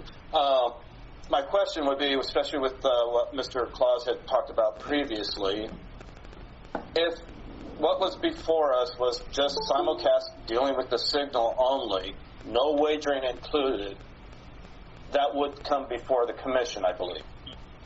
If there was a follow-up contract dealing with just wagering, would that even come before the commission? Well, in my opinion, that first contract would be an incomplete contract. I mean, it doesn't have all the details of. That's why they put it in this.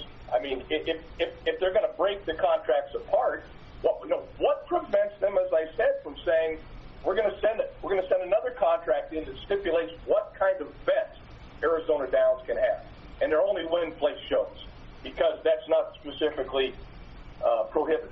There's a lot of ways around this, Chairman Gorey. If you're not willing to accept the premise of the statute that says we're going to end this anti-competitive, monopolistic practice that's been going on.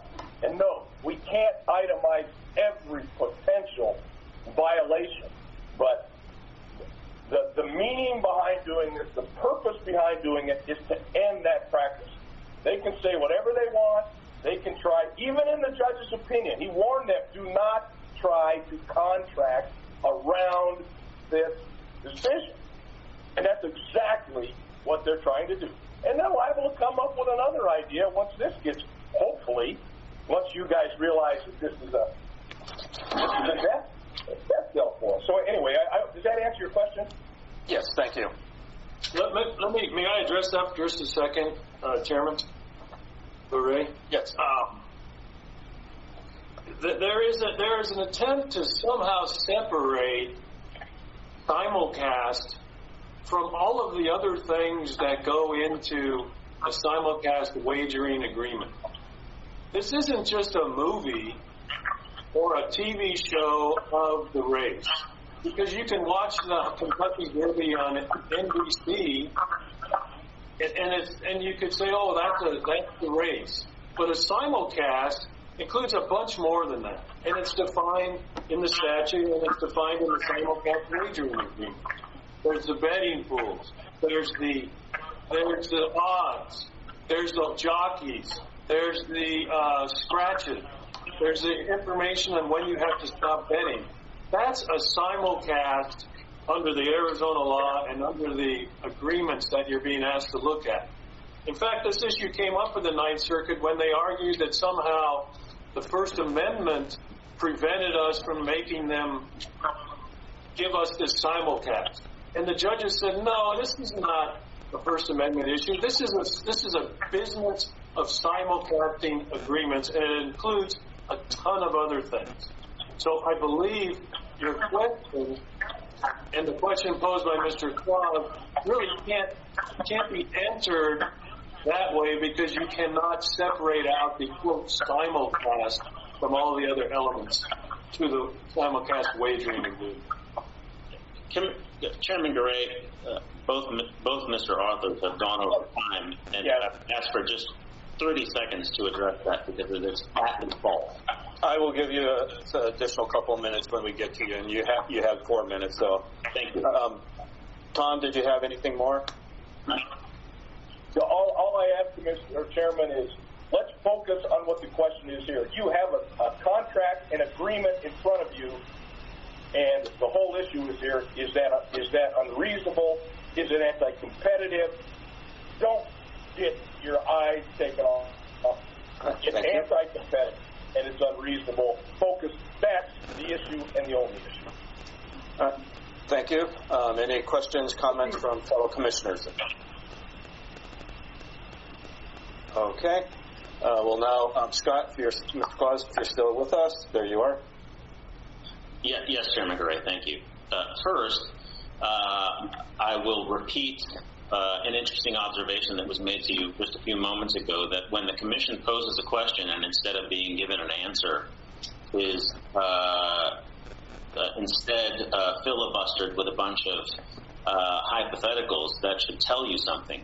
Well, you just asked a question of one of the Mr. Authors who didn't answer you, but instead filibustered with a bunch of examples. You asked, could Monarch tender simulcast agreements to the wagering facilities and live permittees in the state? And the answer is absolutely yes. Would those simulcast agreements be subject to review by the Commission? And the answer to that question is absolutely yes.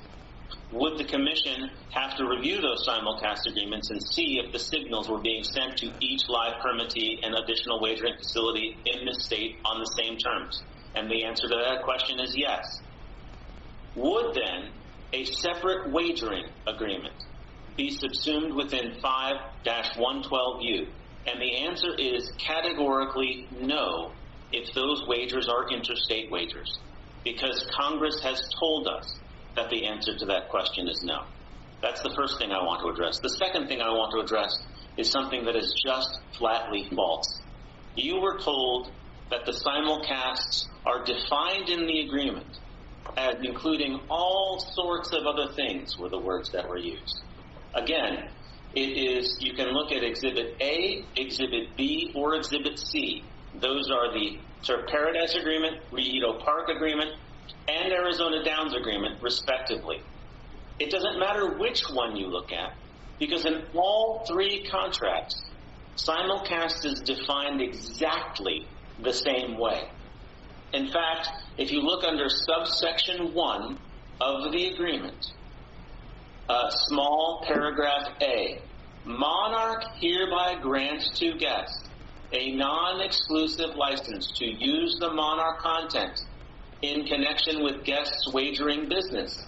Guests' right to use the Monarch content shall be limited to the display of the live audio, visual, and data signals of the Monarch content.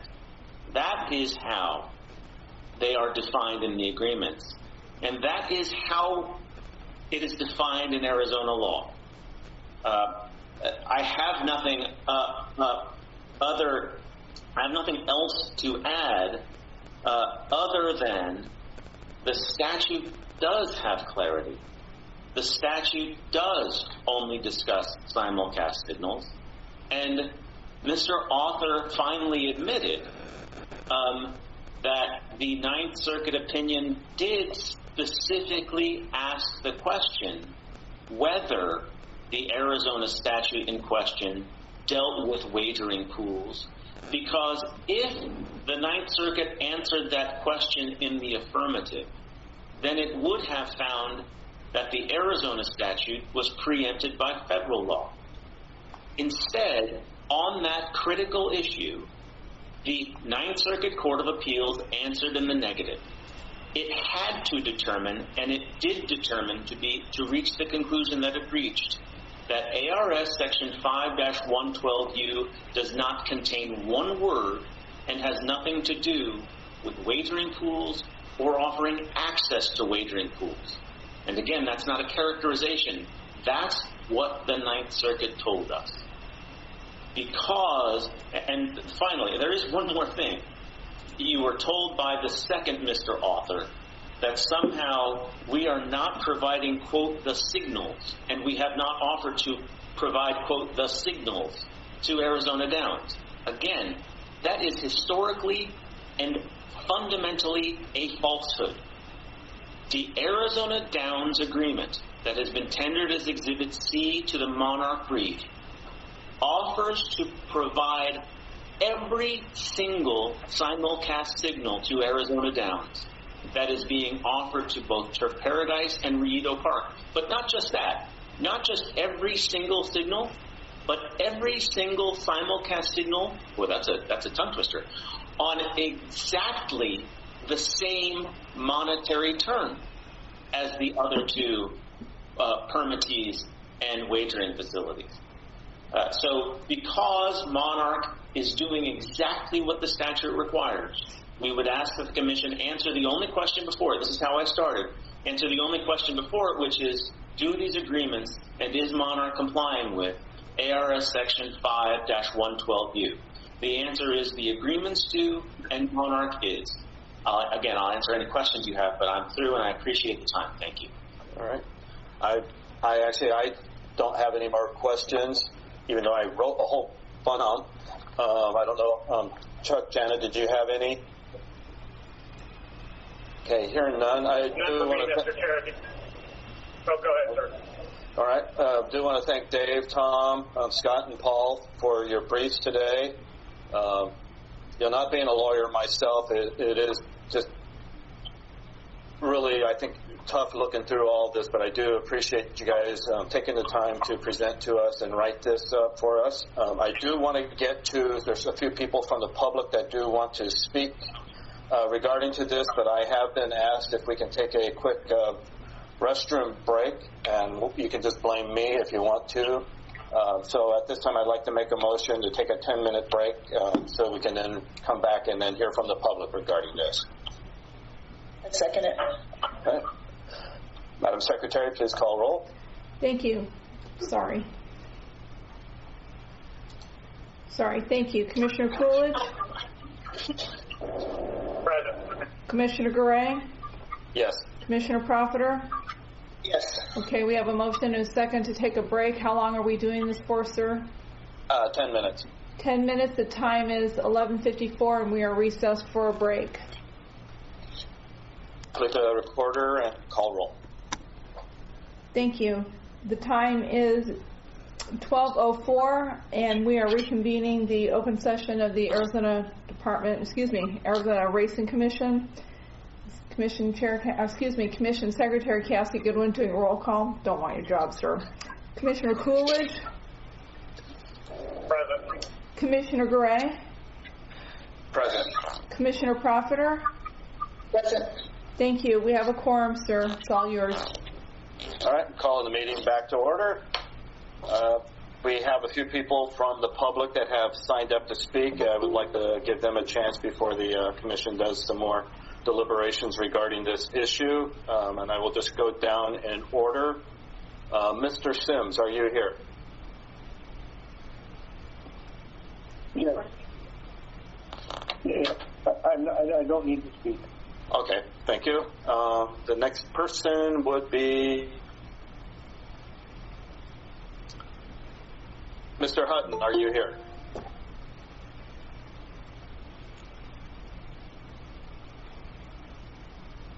Bob? Okay, we can circle back to him here in a minute. Mr. Francia. Mr. Chairman, good morning. Thank you. And we recognize you, Mr. Francia. You have 3 minutes. Okay, I'll be brief.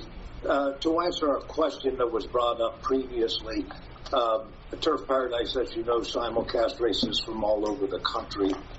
And we do separate pool with a number of jurisdictions, and those are Dubai, Australia, Latin America, Japan, and Puerto Rico.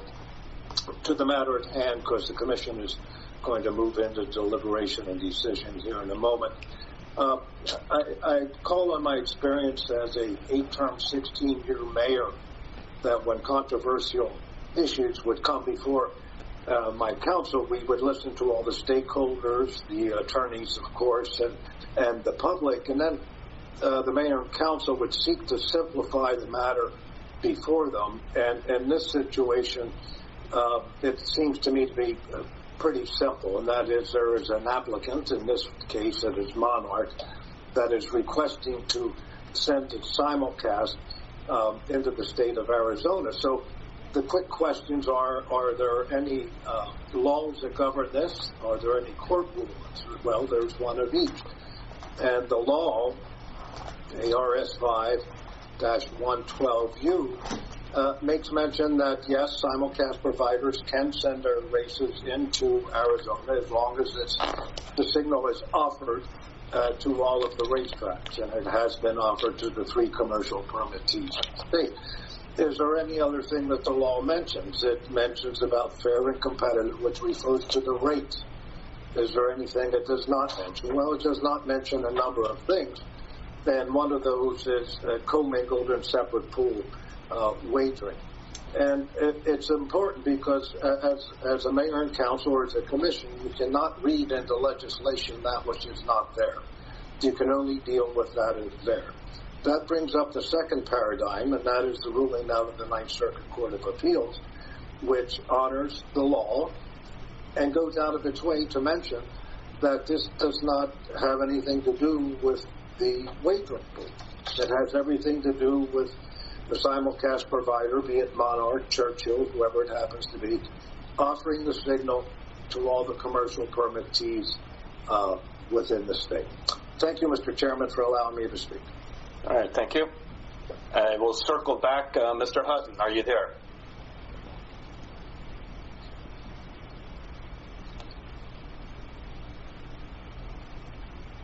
Bob? All right, we'll move on down to, Hello? Hello? Is that you, Bob? Yeah, I was having a hard time getting through. Bob Hutton, Arizona HPPA. Then we recognize you, Bob. You have 3 minutes. I don't need that much time. The Horseman Arizona HPPA supports the simulcast signal from Stronach coming in. And the reason we do, it's good for the horsemen. But more important than that, it's good for the bettors. I mean, if without the bettors or the players, the horse industry really doesn't have a position as far as a business is concerned, and to alienate those people it's just a shame. So I just wanted to bring up the fact that we need to go ahead as far as the Stronach signal coming in, or the Monarch signal, whatever you want to call it. It's really good for the bettors, and it's good for the horsemen because it puts more money in the horseman's purse account. So we're supportive as far as the signal coming into Arizona. All right, thank you. Okay. Next, I'm not sure if he was signing up for today or if this was from a previous, Joseph Longo.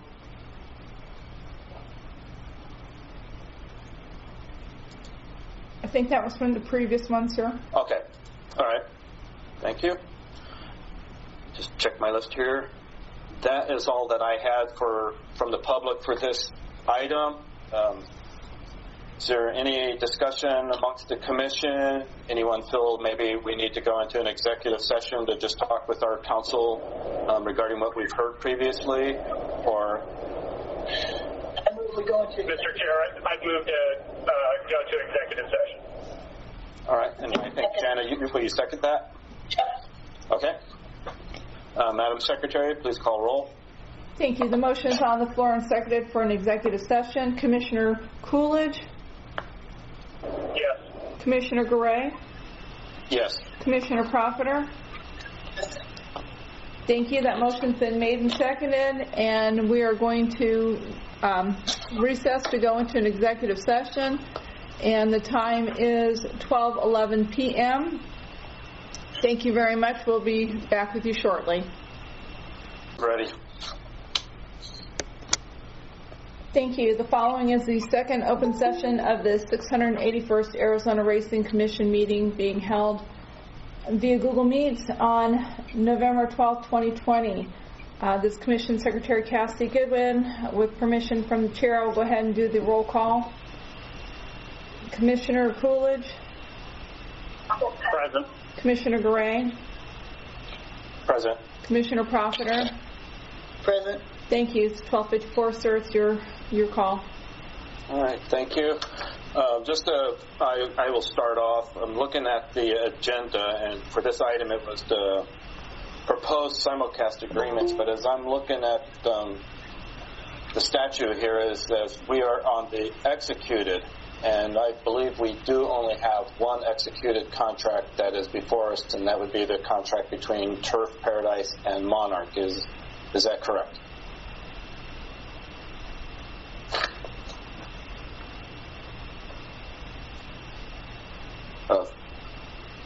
Greg? I do believe that is correct. At this time, there is only one executed agreement. All right, so we then really only have one executed agreement that we would be reviewing for the purpose of this statute.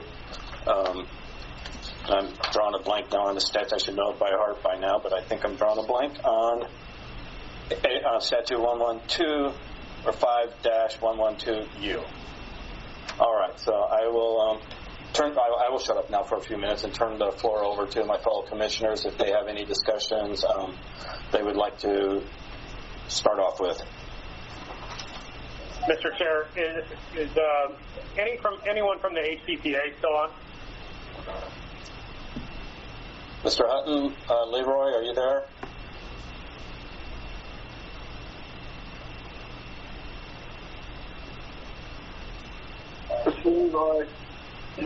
This is Leroy. Okay, Leroy. Leroy, my question for the HPPA is: you approved the signal going to Turf Paradise. Would you approve what's been proposed for the other tracks as well?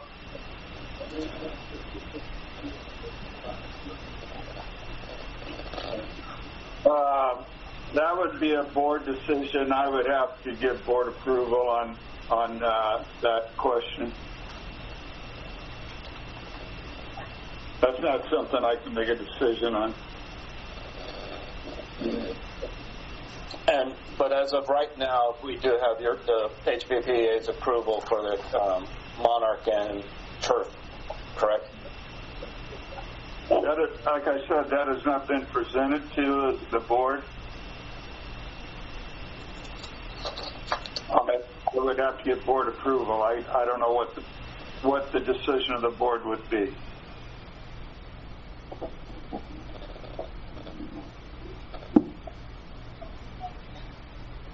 Are you saying there's no board approval for the Turf Paradise contract? I did not understand the question. Is there board approval for the Turf Paradise contract? We haven't been asked to approve a contract with Monarch as of this time.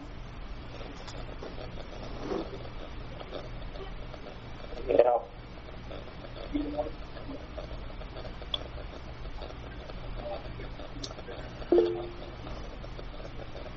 I mean, we would have no problem approving a contract if they're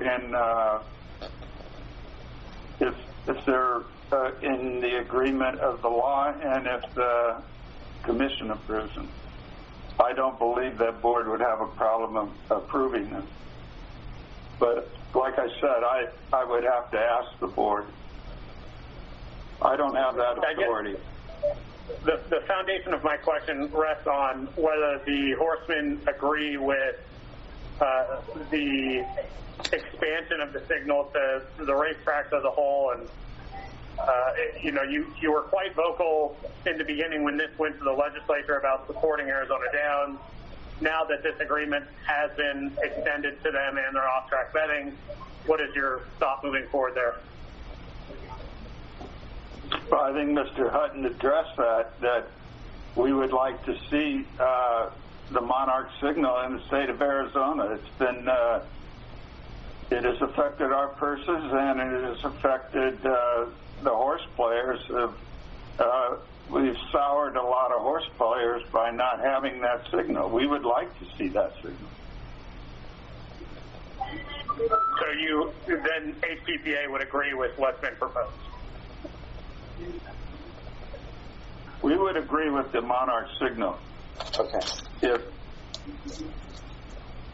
And I think my question about I'm not going to make a decision on the question that's in front of the commission. Right. Neither is the board of the HBPA. Right, and I think the question that I had was looking for that the HBPA's approval was in place for this contract, and I have been reminded that since the October meeting, I know there was some negotiations and all that going on, and I do believe the approval is in that signed agreement that was done between the Horsemen and Turf, if I'm correct. There was no contract approvals in our agreement that we just did with Turf.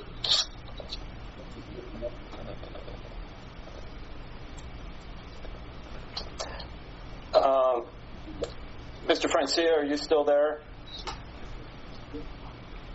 Yes, Mr. Chairman, I am here. Can you speak to that? It is my understanding from Dave Johnson, the Vice President of the race course and handles all of our OPPs and all of our contracts, that we have the approval of the HBPA for this. Yes. He's here by my side if you wish to inquire of him directly, Mr. Chairman. I think it was provided with the agreement, was it not?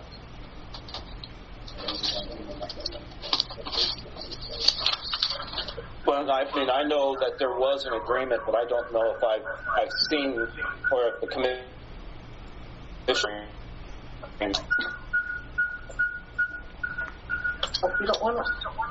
Mr. Chairman, this is the director.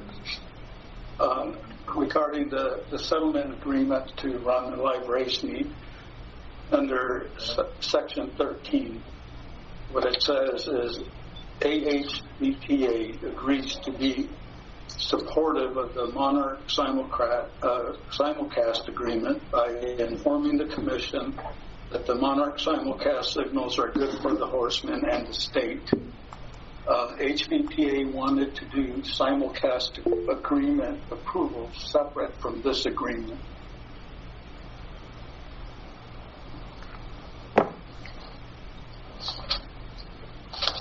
All right, so for on this agreement with Turf Paradise and Monarch, we would have to either approve or deny the contract, and then if we approved it, we would have to go through for each track that we tabled on the last meeting, and unfortunately, if we were to approve the contract, are not on this agenda, so we would have to then probably call for a special meeting with 24-hour notice to go through each one of those tracks from the Monarch. That would then have the HBPA's approval for each one, correct? That is correct. Okay. And I do want to remind everyone, if you are not speaking, please put your phone or your computer on mute. That is not to the commission, but for all those of you who are not actively involved and or speaking at that time. The December, the other one that's not there, that one wasn't included, probably because they didn't have their dates still. Vincent, can you please mute your phone?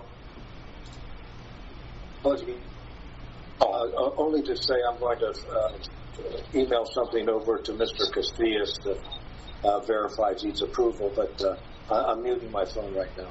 All right. But I think those approvals would be coming from the HBPA eventually for the signals that if we were to approve the contract between Monarch and Turf Paradise, because that is the only executed contract before us. If it was to be approved, we would then at a later meeting or a special meeting have to approve each of the signals that we tabled the last time. It couldn't get any more confusing.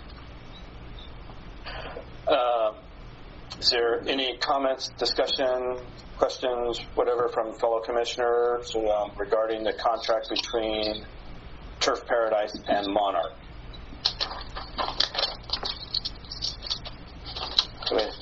I do believe, since it is the only executed contract before us, we do need to maybe go through to see if this executed contract complies with the statute 5.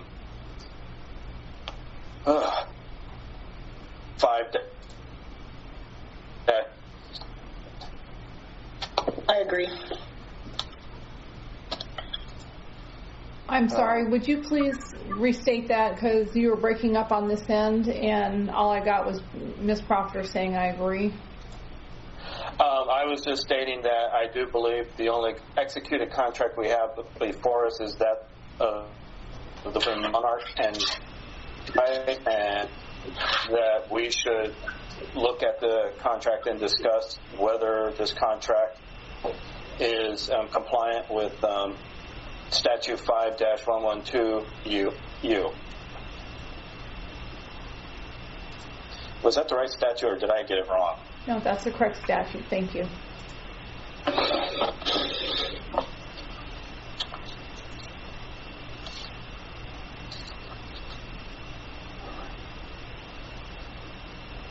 Well, I guess I would ask the first question, is this is a simulcast that is it being offered to each of the commercial live permittees in this state?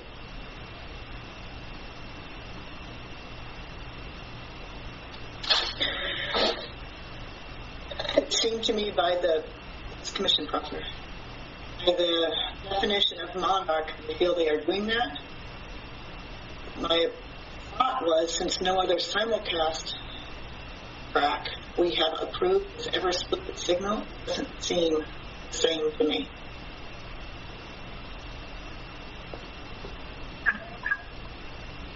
Can you not hear me? Yeah, I can hear you. Okay. Not split the signal. Right.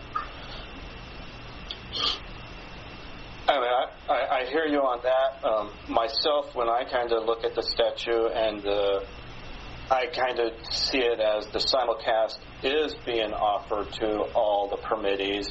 It's the wagering pools that is different, but in my mind, the simulcast would be offered to all the permittees. It's just that the pari-mutuel wagering part is the one that's a little different, is not. But I do not see pari-mutuel wagering pool as being part of the definition of simulcast, and that's why I do split it from there.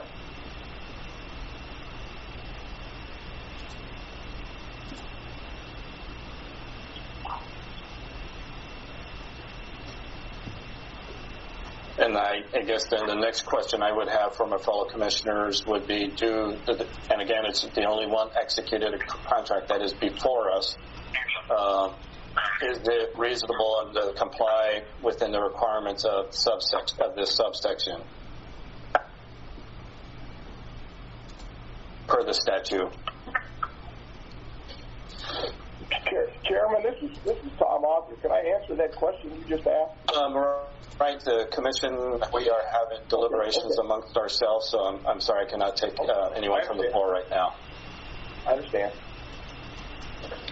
Is your question in relationship to the 3 examples? Well, and I don't think we can limit ourselves to the 3 examples, because the legislatures did use the word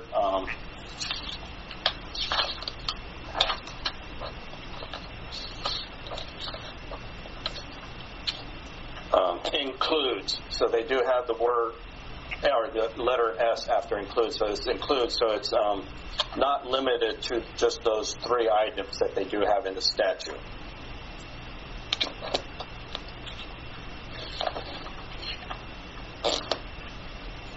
Which I think makes it even more difficult for us here going through all this.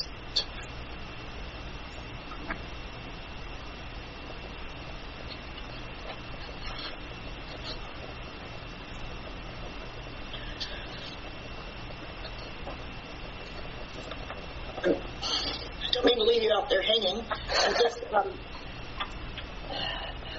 I'm not really sure how to ask my question.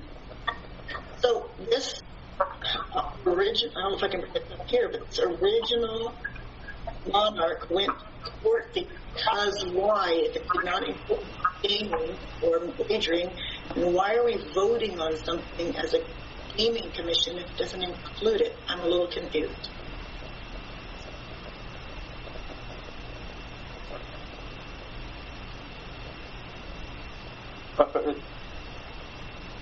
Okay, let me see.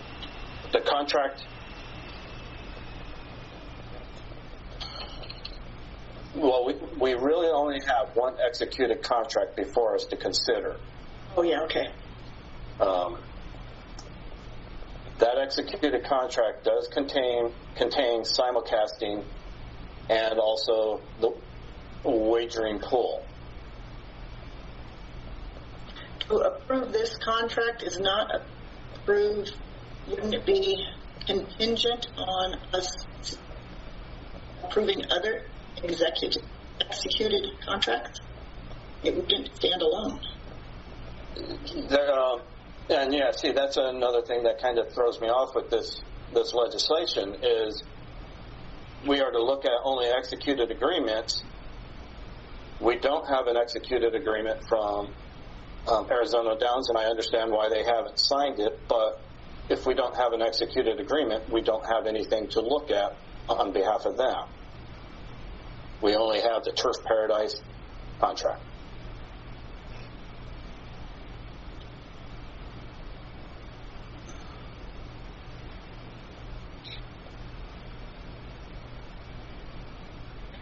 So if we were to approve this contract, what happens then if no one else gets the same offer and executes it? Would they be on hold? I think it would be then whatever the other track, because I don't think Relito would have to do an executed contract with Monarch, because I do believe they get their signal via Turf Paradise. We would have to wait till we got an executed contract from Arizona Downs to review. Turf and Monarch be able to proceed with the contract if we haven't approved another one. So we don't know if it's just, we're not allowed to look at it unless it's executed. We're not supposed to evaluate whether it's the same yet? Or do they all have to present at the same time with executed contracts?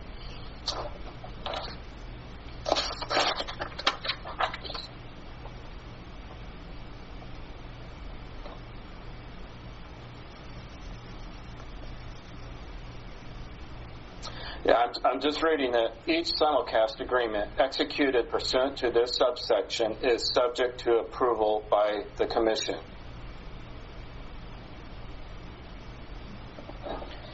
And then the Commission shall approve the simulcast agreement if the Commission determines that the agreement is reasonable and complies with the requirements of this subsection. But the only way we can know if it complies is to look at other contracts. And we can't look at them without being executed. Well, we can't consider them without them being executed or vote on them. And I would also say, I guess in my mind, if it's not been executed, it's not been signed, changes could be made to that contract. But we could use it under advisement since we're not voting on it. Correct. I believe that would be.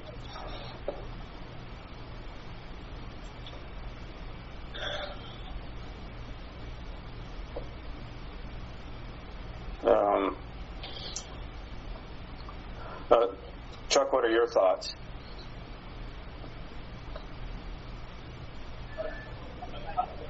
And what aspect are you asking about? I don't know. Do you have any thoughts, comments you wanted to add, or? No, I think we're on the right path. Without the other contract, it's difficult for us to move forward.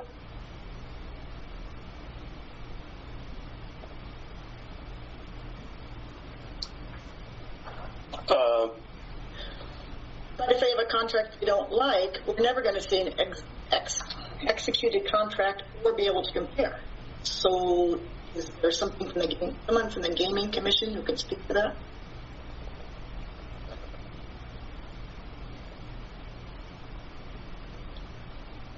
No. Actually, I mean, I'm thinking we now have a question that we didn't get answered, or maybe need to address with council. I don't know what your thoughts are on that.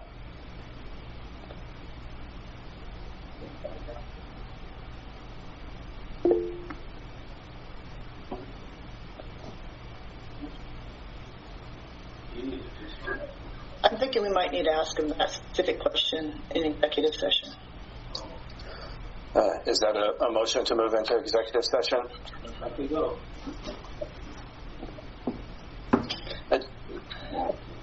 Hey, Rory, this is Leroy Guessman. Can I say one thing? Well, we're deliberating right now, so I'm sorry, and we do have. I'm waiting to see if we have a motion on the floor to go into executive session. All right. I make a motion to go into executive session. All right. I will second that. Thank you. There's a motion and a second to go into an executive session. Commissioner Coolidge? No. Commissioner Garay? Yes. Commissioner Profiter? Yes.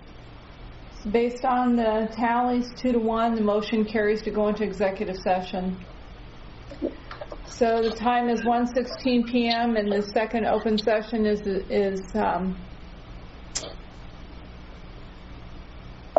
ended to go into an executive session.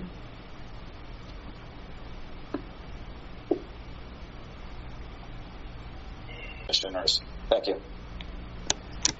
Thank you. The following is the third open session of the 681st Arizona Racing Commission meeting held via Google Meets on November 12, 2020. I'm Commission Secretary Cassie Goodwin. The time is 1:26 p.m. and I will do roll call for this session. Commissioner Garay. Present. Commissioner Coolidge. Present. Commissioner Profiter. Present. Thank you. We have our quorum. You may proceed. All right. I will open up the floor again to fellow commissioners for discussion, comments, or if somebody's got a motion, I'm all ears.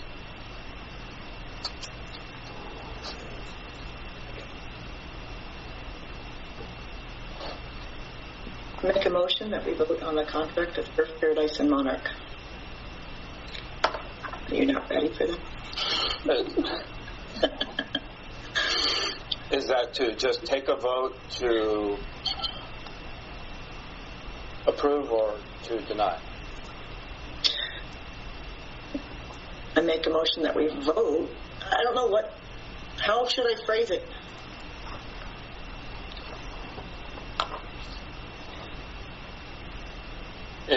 You would either make a motion or let somebody write words make it.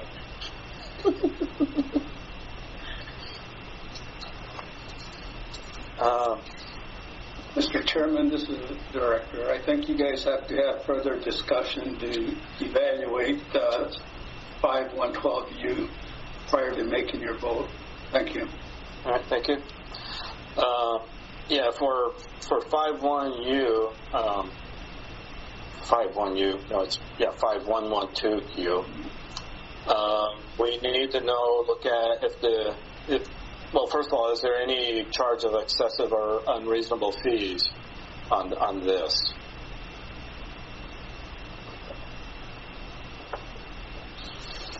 I did not see any on that item. Another thing we would need to be looking at is, since it's originating from outside of this state, is there anti-competitive or deceptive practice in the offering of this contract?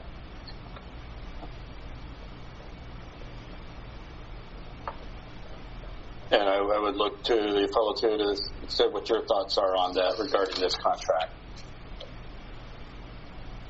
I don't see any, Mr. Chair. And I would agree with you, Mr. Coolidge. I'm going to have to eventually make a cheat sheet for myself and then fellow chairs down the road on this.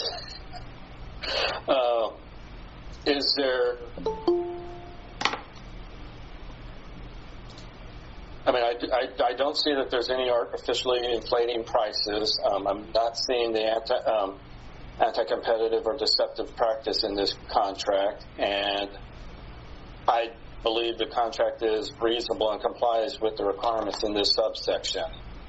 I would listen to fellow commissioners if they disagreed with me or agreed.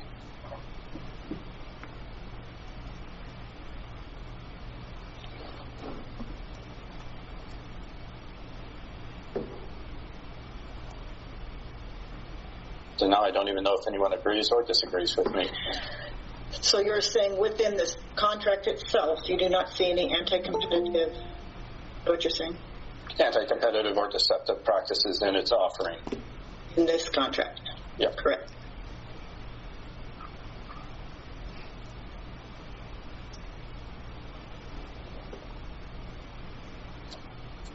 I mean, I do know, there's these other contracts out there that have not been executed. You could look at them, and one could say that by it not being offered to Arizona Downs, that it's anti-competitive, but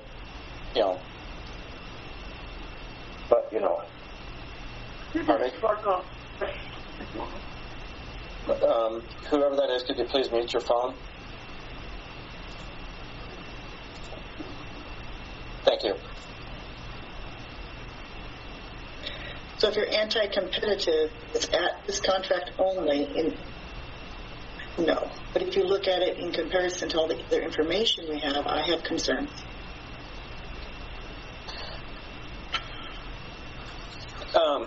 Well, I would have concerns as well, but my question would be, does not a company have a right to protect its financial interests if it believes it may not be getting paid properly on time, or those type of things? I'm not aware that was part of this question with the statute. Right, but I would just look at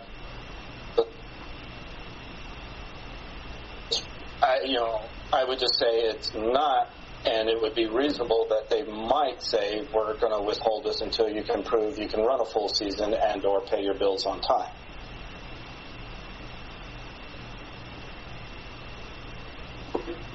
I'm not sure what you just said for the Turf Paradise contract.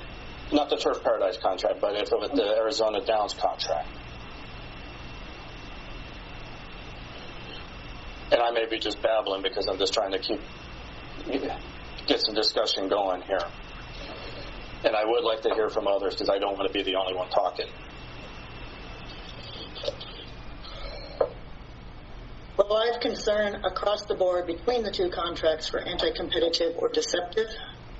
I did not hear that there's currently any outstanding money owed, so I thought that was a moot point for the ongoing contract.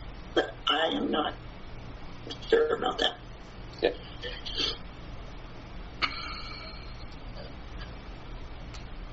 I know for myself, I've listened to enough and seen enough that I think we could move forward, but I don't know if everyone agrees with me that we can move forward with a motion or not. Mr. Chair, I move to approve the Turf Paradise NYRA Tampa Bay Downs simulcast agreement pursuant to ARS 5-112U. Okay. We have a motion on the floor. I will second that motion. Based that I do believe the contract does comply with 5-112U. Can I ask a clarifying question or not here about the motion? You can, yeah. The motion to approve the Monarch contract with Turf Paradise? Correct. Is that the motion? Yes.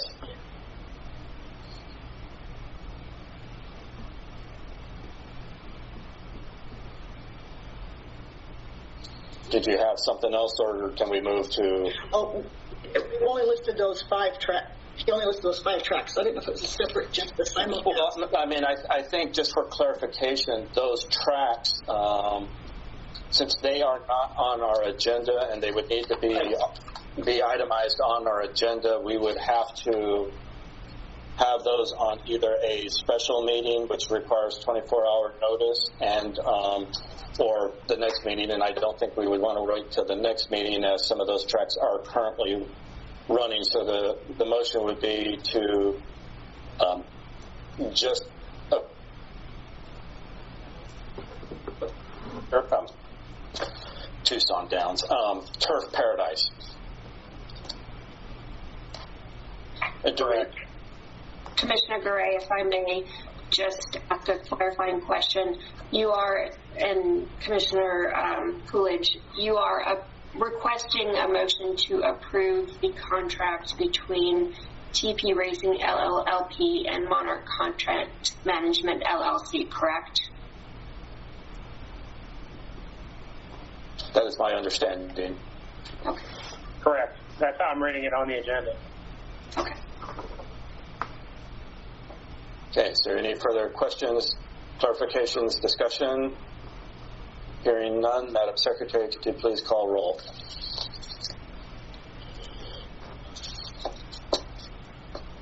Sure.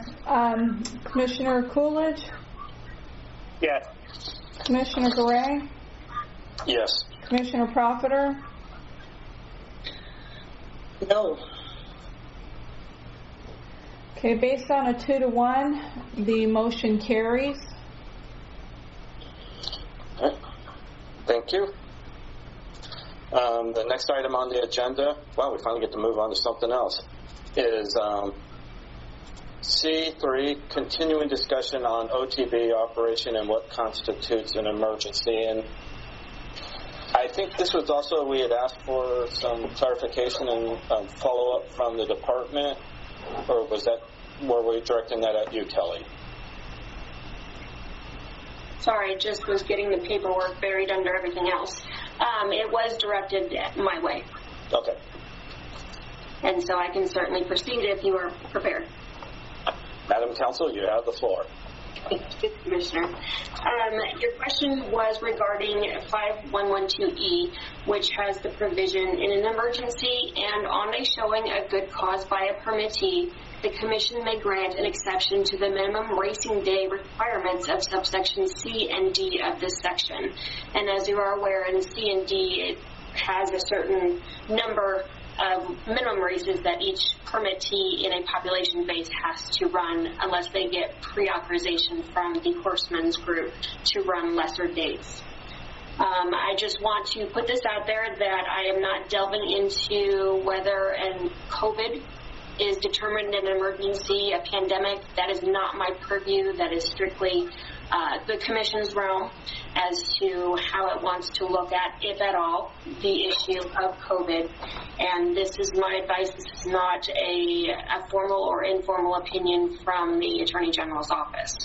So looking at this, the chapters in dealing with racing and specifically 5112 or 5112 do not define emergency for the purposes of the subsection E, and there are no general definitions anywhere in the statutes to provide guidance. Looking at kind of a larger search of the statutes, they are very subject matter specific. So it's like emergency powers that are given to different departments, emergency powers that are given to the governor's office, how emergency services are presented, those types of things. And those don't fall into what the statute is at least trying to speak of here. I also looked at legislative history of 5112U and how subsection E came about to be, and unfortunately there is really no legislative intent or history to provide any clarification as to why subsection E was added.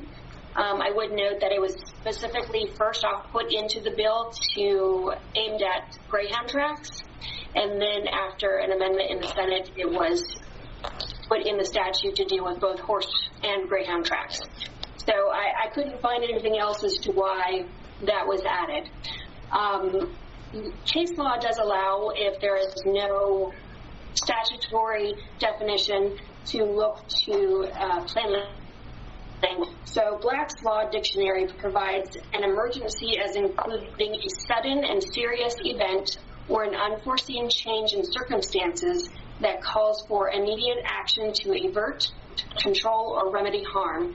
It also includes an urgent need for relief or help. So just kind of as a general note, the Commission is charged with overseeing horse racing, and pursuant to 5104, part of your powers and duties is to protect and promote public health, safety, and the proper conduct of racing and pari-mutuel wagering, and any other matter pertaining to the proper conduct of racing within the state.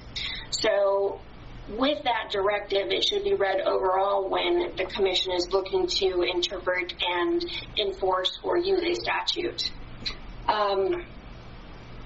Obviously, there is nothing specific that is before the Commission at this time for the Commission to go through and look at whether 5112E needs to be interpreted and dealt with, but at least going forward, this should give the Commission a level of understanding, or at least something to base upon should the request come before it for determination of emergency.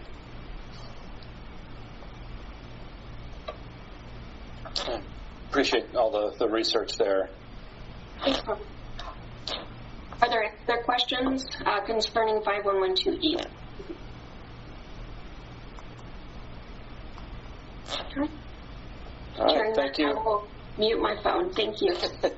And although while this was under discussion and possible action items, I do not believe this time there's really any action we need to take unless one of the other commissioners does have some action they would like to bring up. But if I'm hearing none, I think we can move on to the next item.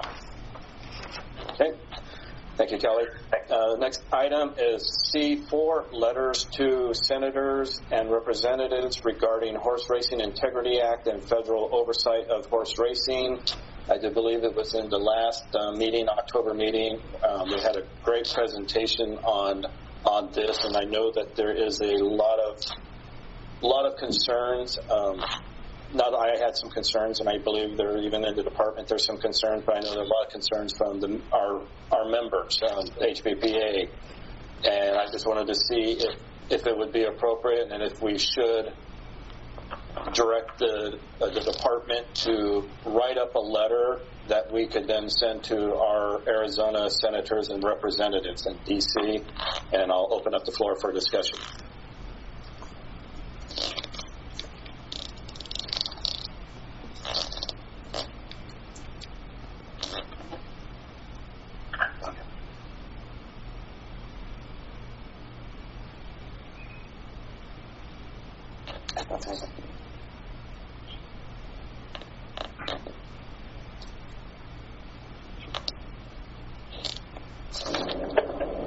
Mr. Chair, are you still asking for comments?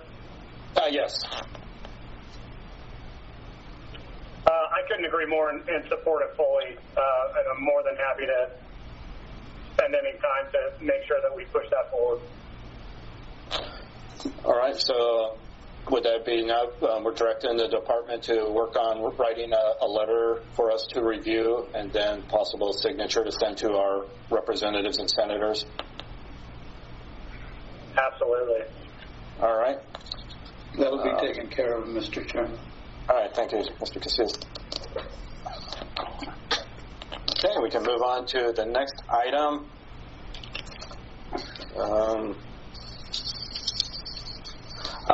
C5, Turf Paradise Racecourse request to amend live and dark race dates for 2021 race meet.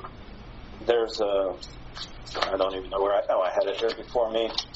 They have requested to amend their live race dates as submitted to the Arizona Department of Gaming Racing Division in May 2018 for the 2020-21 race meet by changing the following live race days to dark days simulcast be October 17, 18, 19, 20, 24, 25, 26, 27, 31, November 1, 2, 3, 6, 7, 8, 9, 10, 14, 15, 16, 17, 18, 21, 22, 23, 24, 27, 28, 29, 30, December 1st, 2nd, 5th, 6th, 7th, 8th, 9th, 12th, 13th, 14th, 15th, 16th, 19th, 20, 21, 22, 23, 26, 27, 28, 29, 30, January 2nd, 3rd, 9th, 10th, 16th, 17th, 23rd, 24th, 30th, 31, February 6th, 13th, 14, 20, 21, 27, 28, March 6th, 7th, 13th, 14th, 20th, 21, 27, 28,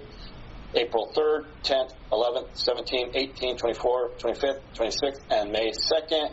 In addition, Turf Paradise is respectfully requesting to amend their Dark Day simulcast request they submitted to the Arizona Department of Gaming Racing Division on May 18, 20, for the 2021 race meet by changing the following dark simulcast days to live race dates. The live race dates would be January 7th, 8th, 14th, 15th, 21st, 22nd, 28th, 29th, February 4th, 5th, 11th, 12th, 18th, 19th, 25th, 26th, March 4th, 5th, 11th, 12th, 18th, 19th, 25th, 26th, April 1st, 2nd, 8th, 9th, 14th, 15, 16, 20, 21, 22, 23, 28, 29. This would be changing the race meet from 134 total, 132 to 84 in total Dark Day simulcast from, I read that wrong. Okay, this will change the total amount of live race dates for the fiscal year 2021 race meet from 132 to 84 and total amount of dark simulcast from 231 to 279. I know we have a couple of people signed up to speak regarding this, but before they speak, is there any comments from the department regarding this?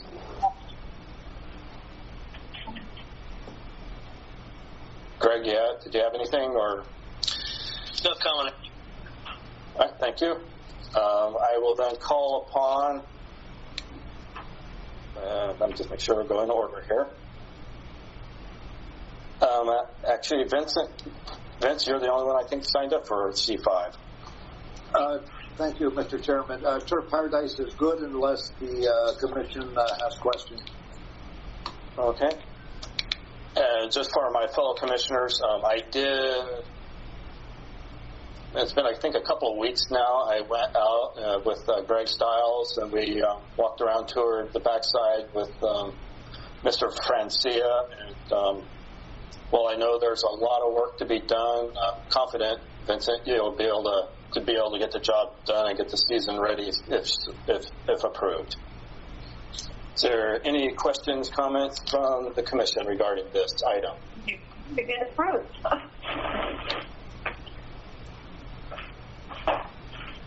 Was that one of the commissioners, or was that an attendee I just heard?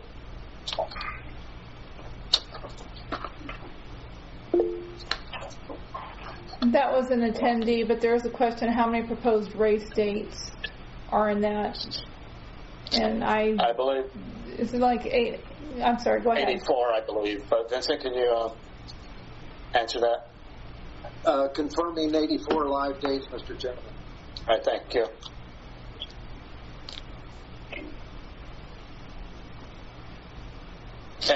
Vincent, there's another question. If approved, when will the horses be arriving? Thank you, Mr. Chairman. On the 19th of this month, the horsemen arrive to get their stalls ready. On the 25th, which is the day before Thanksgiving, the horses begin to arrive. Okay. And does it look like we're going to get enough horses coming in for this season? My racing secretary, Robbie Jump, told me yesterday that I don't need to worry about racing 5 days a week. We'll have plenty of horses. Okay. Which is music to my ears. Thank you, Mr. Chairman. Thank you. And I know last time we spoke, Greg, are we getting close to having the COVID protocols ready and in place? Chairman Gray, division staff and management of Turf Paradise and the Arizona Horsemen are meeting on a weekly basis. We have another meeting tomorrow. We will have some type of COVID-19 protocols in place. They're meeting tomorrow? Who's meeting tomorrow? Can you please mute your phone? Again, the division staff, Turf Paradise Management, and the Horsemen meet to discuss the COVID-19 protocols that will be taking place. So we will have, hopefully within the next few days, another information document out to them. Okay. I'm just asking, once kind of finalized, is that something that will have to come before us, or will we be able to implement without us being involved? That may be a question that you ask your counsel on that, sir. Kelly, do you know if with the COVID-19 protocol, if we will have to approve that, or will we be able to get that implemented without us intervening? It should probably be something that comes before the commission if it's going to be required statewide for permittees and licensees to comply with. If you want to have any teeth. Okay, because I'm looking Chairman, at Mr. Yes. Chairman, if I may, Greg and the racing team are working with Turf on basic protocols. However, the department is drafting a safety protocol for COVID-19, which is going to be sent to the Department of Health Services for their edits and tweaks. Once that gets done through DHS, we will present that to the commission. But it will be the permittee's responsibility to enforce those protocols, not necessarily the regulatory office. Okay. So I'm guessing then, since the horsemen start arriving November 19th, I think I heard correctly, will we need to have a special meeting before that, or will we be able to just move on? Well, I'm not sure that we'll have everything finalized by DHS by then, but we're going to make the efforts to get that done. All right. Thank you, sir.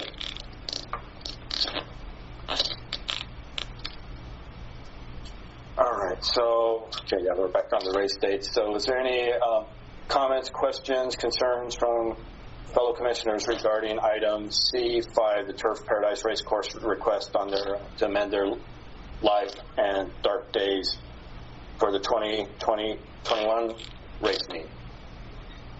Is there any contingency if COVID spikes again? Will the date come before us to change, or are these in cement? Commissioner, if I may jump in, this is Kelly Wagner. If what happened in March, obviously that was, the commission didn't have quorum, but obviously if any permittee is going to change their race dates, they need to bring it before the commission. All right, thank you. Any other questions, comments? None for me, Mr. Chair. Hearing none, I would move to approve the requested amended live and dark day race dates for 2020 through 2021 race meet for Turf Paradise. Second. We have a motion and a second. Madam Secretary, if you could please call roll. Thank you. Commissioner Coolidge? Yes. Commissioner Gray? Yes. Commissioner Profiter? Yes. Thank you. Motion carries. All right. Moving on to item C6, simulcast agreements pursuant to Statute 5-112U. The first one is Arizona Downs, Naira, Tampa Bay Downs. Looked like there was nothing missing. Is that correct, Greg? Chairman Gray, members of the commission, the only thing that is missing with this agreement is the Florida HPPA approval, which we do expect to be in very, very shortly. So if we were to approve this, it would be contingent on getting the Florida HPPA's approval, correct? That would be correct. Okay. Any comments, questions from fellow commissioners regarding this one? Hearing none, I would move to approve the simulcast agreement pursuant to A Statute 5-112U for Arizona Downs between NYRA, Tampa Bay Downs, contingent on receiving the Florida HPPA approval. Second.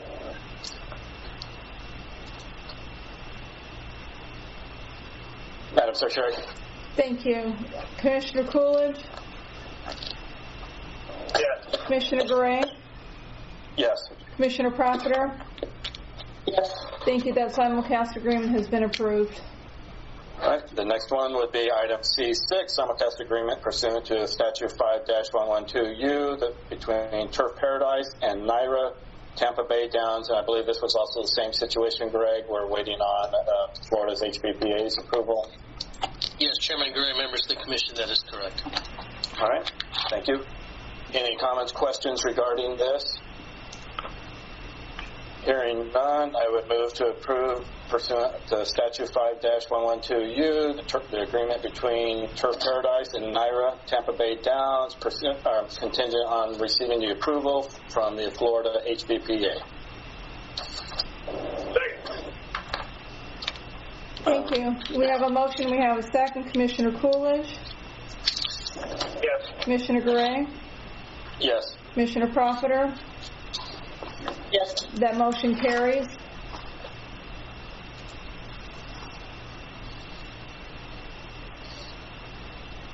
Sorry, I just had to clear my throat. All right. The next item, moving on to, would be C7, and I believe all these we can have some discussion on them and then do one motion for all of them. So the first one would be for the 7 simulcast horse racing import signals pursuant to IHA sections 3004A3, Arizona Downs, Fairgrounds, CDI, anticipated dates 11/28/2020 through 03/29/2021. Any comments, information on this? Chairman Gray, members of the Commission, the Fairgrounds is based on the Louisiana Racing Commission approval as well as the Horsemen. We expect that very shortly. Okay. Next one would be with Arizona Downs and Tampa Bay Downs, NYRA, anticipated dates 11/25/2020 through 06/30/2021. Any further on that, Greg? I think that was another one that was also missing or pending some items. Right, that was pending some items. I do want to also mention that with the Fairgrounds Tampa Bay, the Arizona HPPA has given approval to Arizona Downs through December 31st of 2020. Okay. So they will need to have additional approval to continue after the first of the year.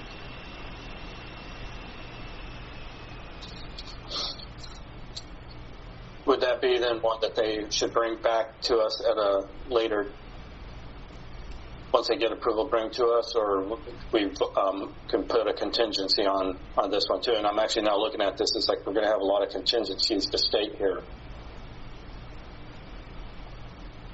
Once again, I think your counsel will need to advise you on that. Yeah, I'm thinking, even though we normally can lump these all up to one motion, I'm thinking we should do each one of these individually. Kelly, your thoughts? That's correct, Commissioner. Any type of motion where you have contingencies that need to be placed on to receiving the signal need to be done individually. Right. Thank you. All right. With that said, we will move back up to Arizona Downs simulcast horse racing import signal pursuant to IHA section 3004A3, Arizona Downs between Arizona Downs and the Fairgrounds CDI. Anticipated dates 11/28/2020 through 03/29/2021. This one, I believe we are still waiting on the. Greg, you said that was the. Yes, Commissioner Gray, members of the Commission, we're waiting for the Louisiana Horse Racing Commission approval for their 2021 dates, as well as the Louisiana HPPA. Okay. Is there any questions, comments regarding that one? Hearing none, I would move to approve the simulcast horse racing import signal between Arizona Downs and the fairgrounds for the anticipated dates 11/28/2020 through 03/29/2020, contingent on we receiving the approval of the Louisiana Horse Racing Commission and the HBPA. Second. All right. Madam Secretary? Thank you. Commissioner Coolidge? Yes. Commissioner Garay? Yes. Commissioner Profiter? Yes. Motion carries. All right, we move on to 7A, Arizona Downs and Tampa Bay Downs, which the HBPA approval is only through December 31st, 2020. And to go past that would need further approval from the Arizona HBPA. That is correct, Greg? Yes, that is correct, Chairman Gray. All right. Is there any comments, questions regarding the Arizona Downs racing import signal and the Tampa Bay Downs? Hearing none, I move to approve the simulcast horse racing import signal between Arizona Downs and Tampa Bay Downs contingent on or until December 31st, 2020, and contingent beyond that should the Arizona HBPA give its approval. Does that make sense, Kelly? All right. I'm sorry, sir. Can everybody please hold their comments until the commission has made their votes, because that's totally inappropriate and it drags this meeting on. Thank you. Thank you. And we have a motion and a second. Can you please call roll? Thank you. I'm sorry, who made the second on that, sir? It was Commissioner Coolidge. Thank you. Commissioner Garay? Yes. Commissioner Coolidge? Yes. Commissioner Profiter? Yes. Thank you. Motion carries. All right. Thank you. The next item would be 7A, Arizona Downs and Turfway Park, CDI, anticipated dates 12/2/2020 through 12/31/2020. Greg. Commissioner Gray, members of the Commission, we are waiting for Kentucky Racing Commission export approval as well as Kentucky HBPA approval. In this particular contract, the racing dates for Turfway Park end on the December 31st, 2020. Right. And you said that was the Kentucky Racing Commission we're still waiting? Yes, we're waiting for the approvals on this specific meet from the Racing Commission as well as the Horsemen's Group. All right, thank you. Any questions and comments regarding Turfway Park simulcast signal with Arizona Downs? Hearing none, I would move to approve the simulcast horse racing import signal between Arizona Downs and Turfway Park, contingent on receiving the Kentucky Racing Commission's approval and the Kentucky Horsemen's Group approval.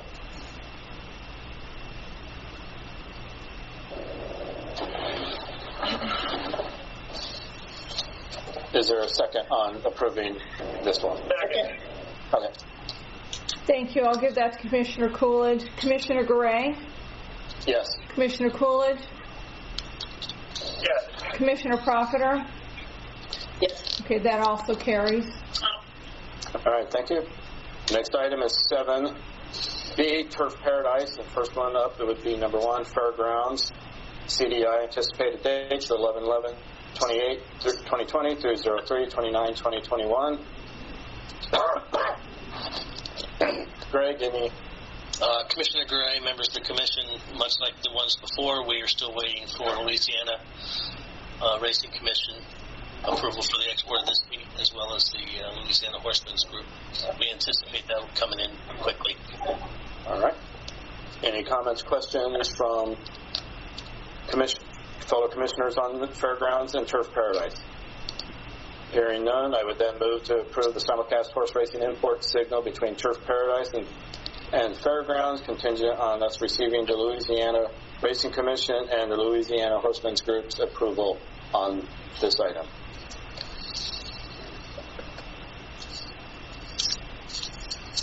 Second.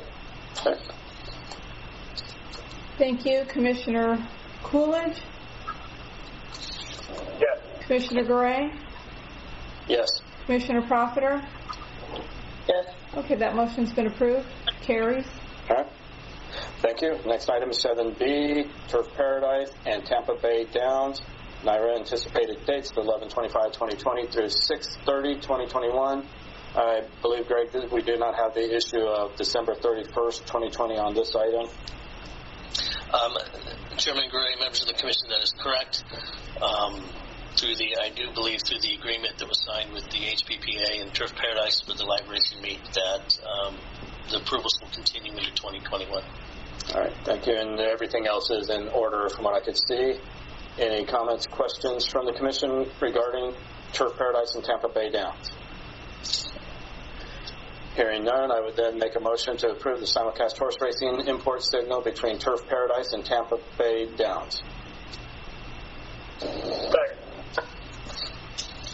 Thank you. Hearing a motion and a second. Commissioner Coolidge? Yes. Commissioner Gray? Yes. Commissioner Profiter? Yes. Thank you. Motion carries. All right, thank you. Next item is 7B, Turf Paradise and Turfway Park. Anticipated dates 12/2/2020 through 12/31/2020.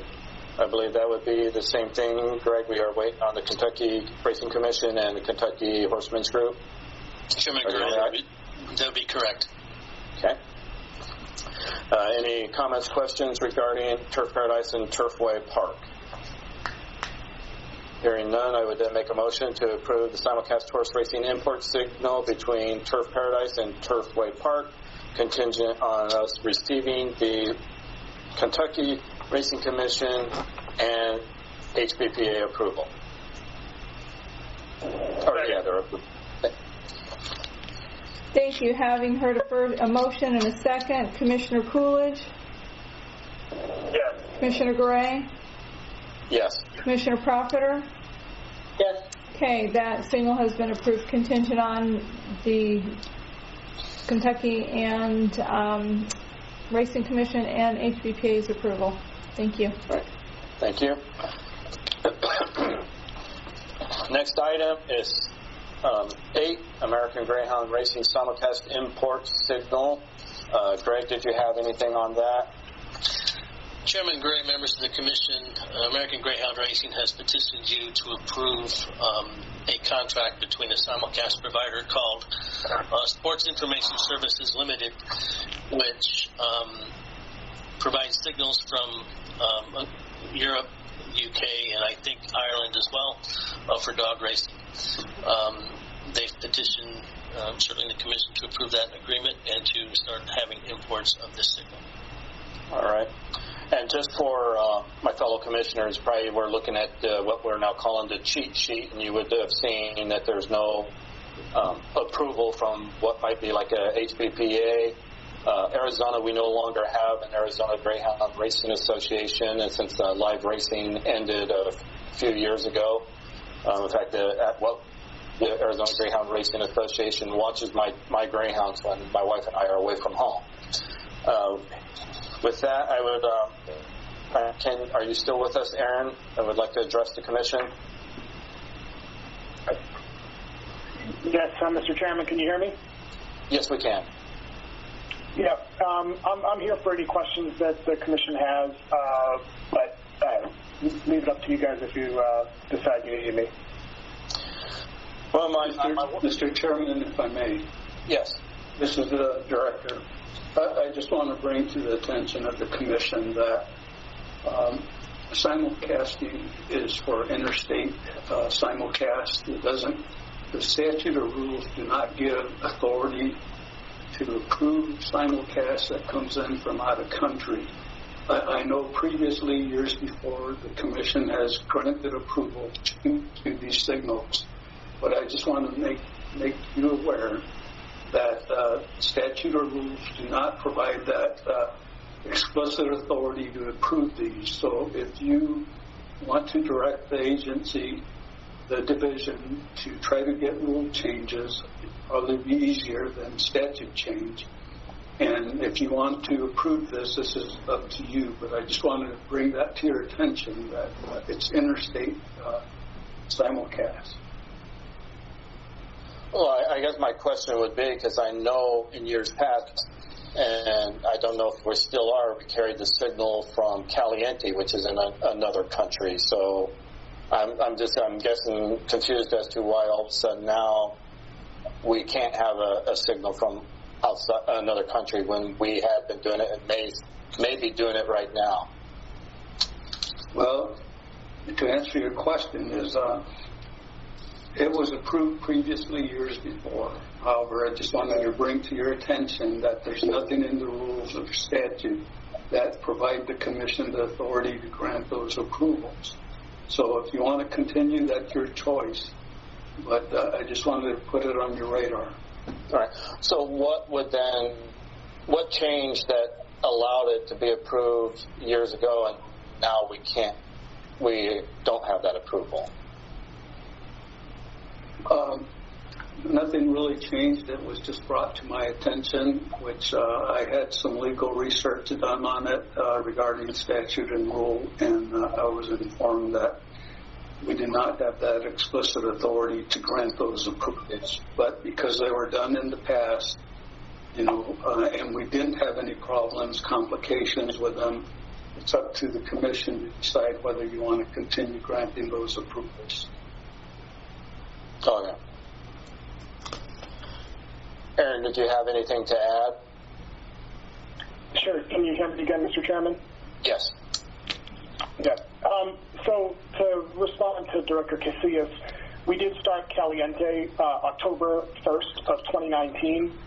So it wasn't necessarily a very long time ago, but we are doing international content now, just as the horse permit holders are as well, with tracks that originate in Canada, tracks that originate in Australia. So in our viewpoint, we do not have an exclusive contract with SIS. We do not believe that this is any conflict of statute or lack thereof, and therefore we would certainly request the approval. We do need this signal very bad. It's imperative that we continue on with seeking additional forms of racing content.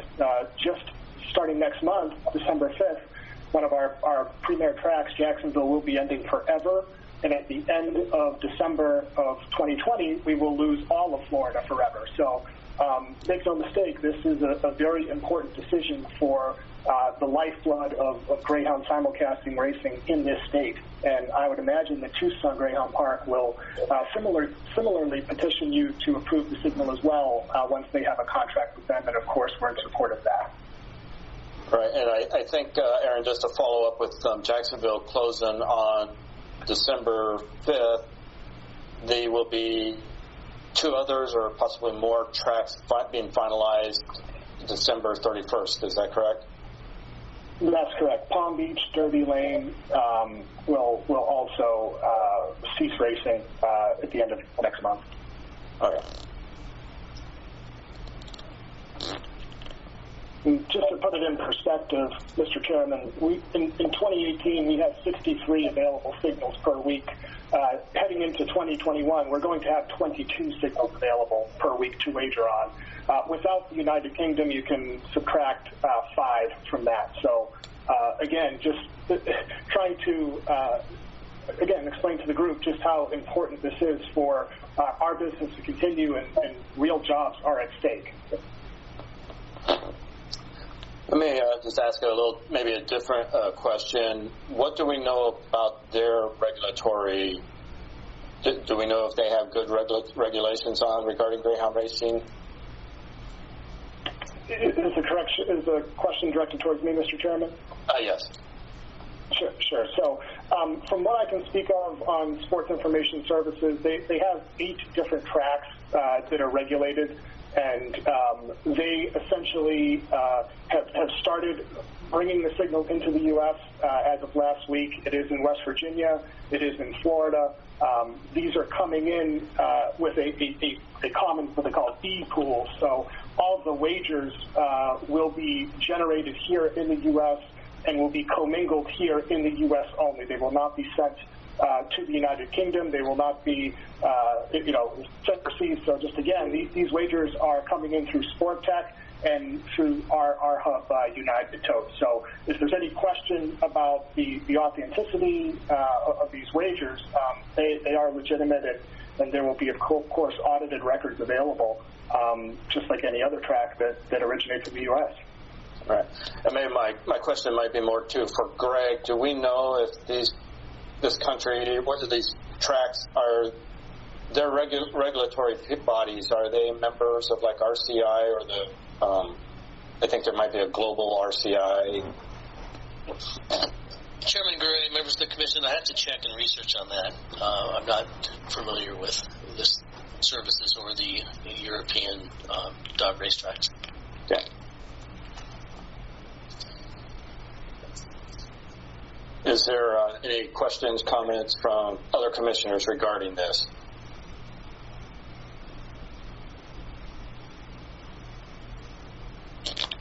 Hearing none, I would move to approve the signal for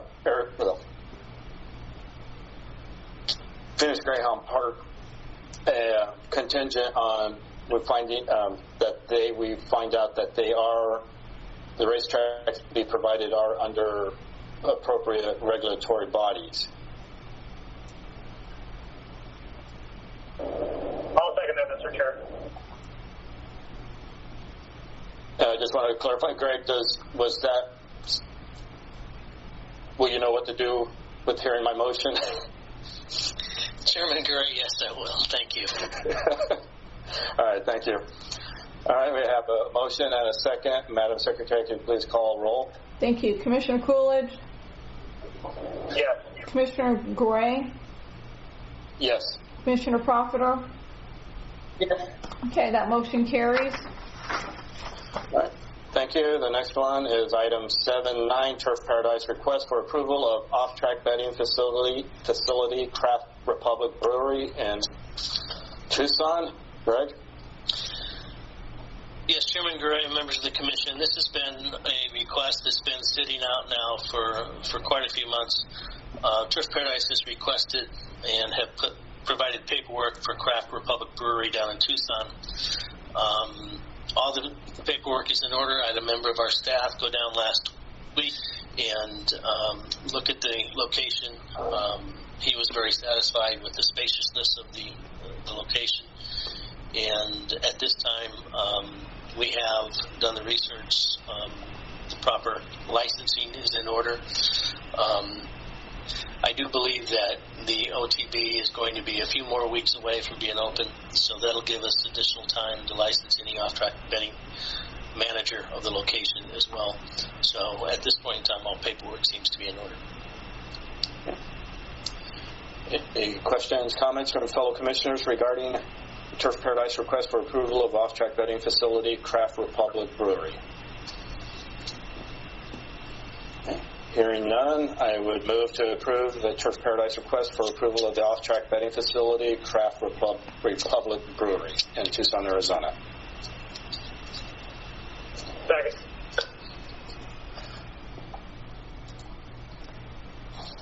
Thank you. Having a motion and a second to approve the Craft Republic Brewery in Tucson. I'll do the roll. Commissioner Coolidge? Yes. Commissioner Gray? Yes. Commissioner Profiter? Yes. Motion carries. They have been approved. All right. Thank you. Next item. This is Kelly Wagner. Yes. Going back to item C8, did you wish to direct the department to investigate any further regarding rules and or statutes concerning international signal for both dog and or horse? Actually, I think we probably should, because as Greyhound racing is dialed back here in the United States, I could see this becoming more of an item. And so I guess, yeah, you should look into this and see what we need to do going forward. All right. Now can I go to information reports? Thank you. All right. The next one is D, information reports, track safety reports. Mr. Stiles. Yes, Chairman Gray, members of the Commission, you have alluded prior that we did a backside tour a couple weeks ago with Turf Paradise Management. I've got staff out there now in the licensing office, and they've noticed a lot of backside cleanup is progressing. There's still a lot of work to be done, but things are progressing rather rapidly. We've seen paving trucks out there as well as just general cleanup. I mentioned earlier also that I would call it a committee of state personnel, Turf Paradise, and the HPPA are meeting weekly to discuss COVID-19 protocols. I can give you just a few highlights of that. There would be limited access to the backside to certain categories of licensees. Mask wearing will certainly be mandatory to be back there, and daily temperature checks will be required for everyone having access to the backside, as well as those living on the backside. In terms of the state racing office, there's a few changes that we'll be doing COVID-19 related, and among them, there will be no walk-in traffic to the state licensing office. Most activity will be done by appointment only, and for those needing to schedule an appointment for licensing or any information from the stewards, we encourage them to call 602-866-1890. For those licensees that need to reapply for the licenses or are applying for new licenses, available to them, they can download the application on our website, which is gaming.ez.gov. They can make their payment for the license online, and then there's a special email that has been set up where once they sign their application, they can scan it and send it back to our licensing, as in racing licensing, our licensing at azgaming.gov. From there, an investigator will contact that applicant and proceed with the next steps that need to be taken. Again, any questions, and licensing staff is available right now. You can call 602-866-1890. And the last thing I ask in this time is that everybody be patient. We anticipate a number of licenses being applied for and renewals, and it may take some time, but we're going to do the best as possible. That team out there is very responsive, and they change and move on the fly. So be patient with us. We'll get back to everybody, and we're looking forward to a safe racing meeting. Thank you.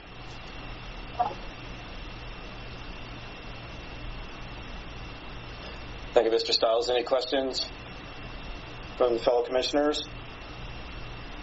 All right. And again, Greg, thank you for all the work you've been doing, and the whole team out there. I know when I visited, I'm very appreciative of everything that's going on. All right, next one, item D2, national legislation. Aiden, do you hear? Yes, Mr. Chairman. Just a quick update. I did send out an email to the commissioners earlier today, giving a brief update on the status of the federal legislation. Both bills are still in their current spot of where we left off last month, so there's no current update. However, the House of Representatives has distributed a report, and on page 25, I believe, page 24, it gives a very detailed description of the intention of the bill in plain language. So if you do have a minute, I would suggest you read over that. Otherwise, every indication I'm hearing is that it's still a very viable piece of legislation, and it's just obviously the election kind of stalled a lot of things. So we'll stand by and give the commission any update that may occur. Okay.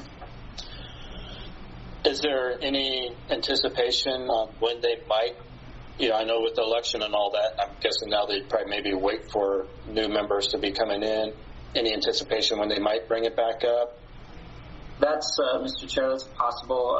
From what I've heard is that they may try to link it to the budget, so that would be sooner. Most likely they've heard that that could be done in December, so that would be before new members take their seats. However, this bill in general is bipartisan, so at this moment there's not a big push against it from one party or the other. So I don't see that changing the dynamic at all at this point. Okay. I know Leroy had signed up for this item, but if that was just if Aiden wants him to talk about it or if anything was new, so I don't think Leroy, unless you had something, probably don't need to hear from you on this. No, Commissioner or Chairman, I do not have anything further to add. We kind of feel the same as Aiden here. The bill is just kind of stalled, and hopefully it will make it, won't get anything taken up this session in the lame duck, and it'll be brought up again next year. All right. Thank you. Any questions from fellow commissioners regarding the national legislation? Hearing none, would move on to item 3, budget report. I don't know if Director or Jason's given this one today.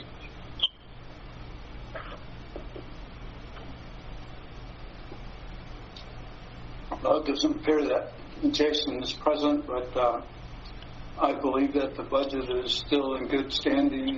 No concerns at this time. Excellent. All right.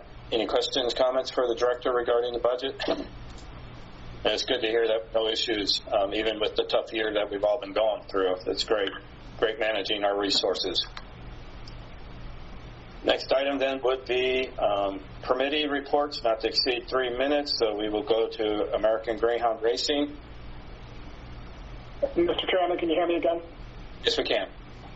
Yeah, thank you, members of the commission. I will more than happily work with Greg on supplying more information to him about the Great Britain racing authorities that do regulate the Greyhound racing. I can assure you, as most folks are fans of the game, can understand that some of the other racing entities around the world outside of the U.S. are much stricter than the United States when it comes to oversight of racing. So I can assure you I'm more than happy to help set and help facilitate that, at least the connection, so Greg can continue to make that connection. But I do appreciate you conditionally approving it. We're looking forward to it, and that's the only update we have right now. Thank you.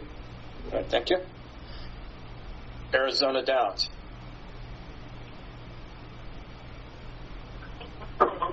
Yes, this is Tom. Yes, you got 3 minutes. Hello. It's Tom. We will be approaching the commission about an emergency meeting now that Monarch has offered their signal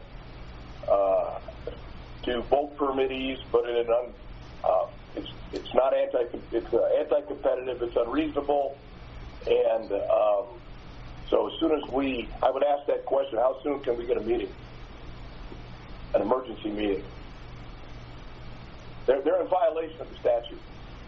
Both permittees have not been offered the same terms. I do not know the rules on the emergency meeting off the top of my head. We can work on a special meeting. A special meeting and emergency meeting are two different animals. An emergency means it's life and death, which would not constitute that in this case. However, we can look at doing an emergency or a special meeting, and Mr. Author, just reach out to me and we'll discuss it later off the meeting time. I'll do it. Thank you, Kathy. You're welcome. And did you have further update? I think you know what the update is.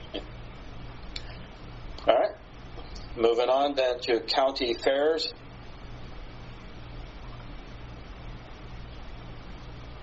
Not hearing a representative for county fairs, we'll move on to Relito Park.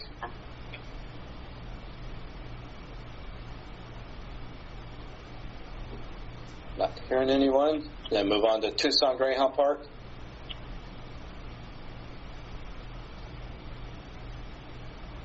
Hi there, Alicia here. Hi, Alicia. I don't have much to say. I want to thank Aaron for finding SIS. I wish my sport tech company would have informed me about it prior. I will be also looking to get their content because I'll be in the same boat that they are in come January 1st. And I want to thank the commission for approving that signal. That's it. All right, thank you. Next would be Turf Paradise. Mr. Chairman, thank you. I'm going to be brief because you're over 4.5 hours into this meeting, and I'm sure you want to move towards adjournment. The best way to describe Turf is yesterday I had a surprise and welcome visit by Leroy Guessman, the executive director of the HDPA, along with board member Lloyd Yother. Took a tour of the backside, up and down all the shed rows, and throughout the entire backside, out onto the main track and the turf course. And following the tour, Mr. Yother, who is a astute and tough critic of Turf Paradise, told me this is the best that he has seen Turf Paradise, and this is the way all racetracks should look prior to opening. So there's still work to be done, but we're moving very quickly. I'm moving my focus now more towards the COVID virus protocols, working with Mr. Stiles so that everything is ready when the horsemen arrive here on the 19th to get the stalls ready, and then again on the 25th when the horses begin to arrive. Thank you, Mr. Chairman. All right, thank you. Moving on to the Optional Industry Stakeholder Association updates. We'll start with the, and not to exceed 3 minutes, Arizona Counties Racing Association. Hearing none, we'll move on to Arizona Quarter Horse Racing.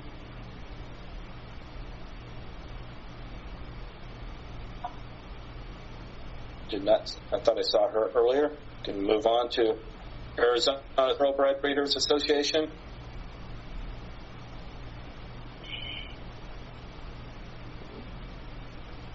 Hearing none, HBPA.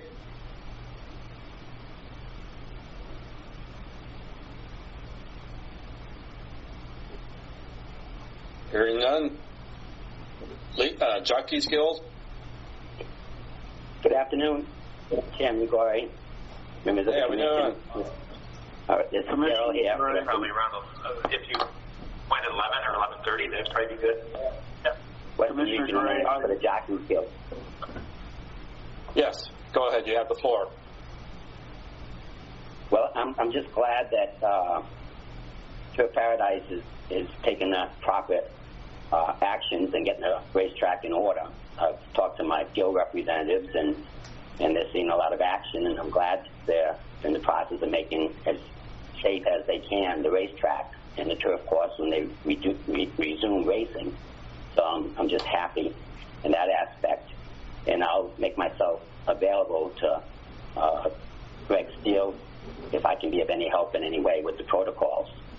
I'm sure there's going to have to be some work out with the jockeys getting on horses in the mornings. So I'm just glad that we're moving forward and that racing's going to be resuming in the great state of Arizona, because people work so hard there and they deserve to be running and everything made just safe as can be, and good racing can continue. Thank you, members of the commission. Right, thank you. And Darrell, I think you've helped me become the first chairman to have somebody, jockey's representative, here 3 meetings in a row. So thank you. Commissioner Garay? Yes. This is Wendy. I am the Secretary-Treasurer of the Arizona Thoroughbred Breeders Association, and I was wondering if I could just say something real quick during our little 3-minute spot. Yeah, you can go. I can come back to you. So. I'm sorry to interrupt. May I please have your correct name for the record? My name is Wendy, W-E-N-D-E, Macumber, M-A-C-U-M-B-E-R. Thank you. And I just wanted to let the commissioners know and everybody that's listening, our annual ATBA Fall Yearling Sale is next Thursday, November 19th at 2 o'clock p.m. at Horseshoe Park in Queen Creek. We invite everyone to come out and support all of these consigners. We did send catalogs to everybody on the commission. I hope you guys got them. And we would love to see you all out there because the breeds are truly important to Arizona and Arizona racing. All right, thank you, Wendy. All right, move on to commission reports, a summary of current events affecting the Arizona Racing Commission. Is there anything we needed to discuss here? Hearing none, we can move on to item 2 under E, identification of matters to be placed on future agendas. And I know we've added a few during today's meeting. Is there anything else? Chairman Gray. Yeah, this is Leroy Getman. I had difficulty with my phone. Okay. I do have a report. Okay, you've got 3 minutes. Okay, first of all, I want to say I want to stand corrected on my talk earlier when you asked me a question. The Monarch signals were approved in March for Turf Paradise till December 31st. I just wanted to set the record straight on that. Also, the current contracts are for Turf Paradise. We have approved through May 31st of 2021 on any track that they present to us. That has been approved. And as far as Arizona Downs goes, our board has only allowed me to approve signals through December 31st for any track that they present. I just wanted to clarify that. Then I'd like to, a big thanks to Director Casillas, to Jerry Sims and Bob Hutton for all their hard work in getting this agreement together. The horsemen really appreciate it. Also, a big thanks to Vince Francia, because without Vince, we wouldn't even be talking about a meet. I know he had a big part in making this happen. And as Vince mentioned, yesterday we toured the backside, and it was probably the best condition I've seen for Paradise since I've been here in 4 years. There is still work to be done, but it's in the process, and it does look good. We have arranged for a food trailer to be on the backside to serve the people. And we are working on the COVID protocols with Greg Stiles and Vince Francia. We hope to have those ready to hand out at our membership next Friday, the 20th. We're having a meeting with our membership. We're all very excited about the meet and anxious to get started. Thank you, Commissioners.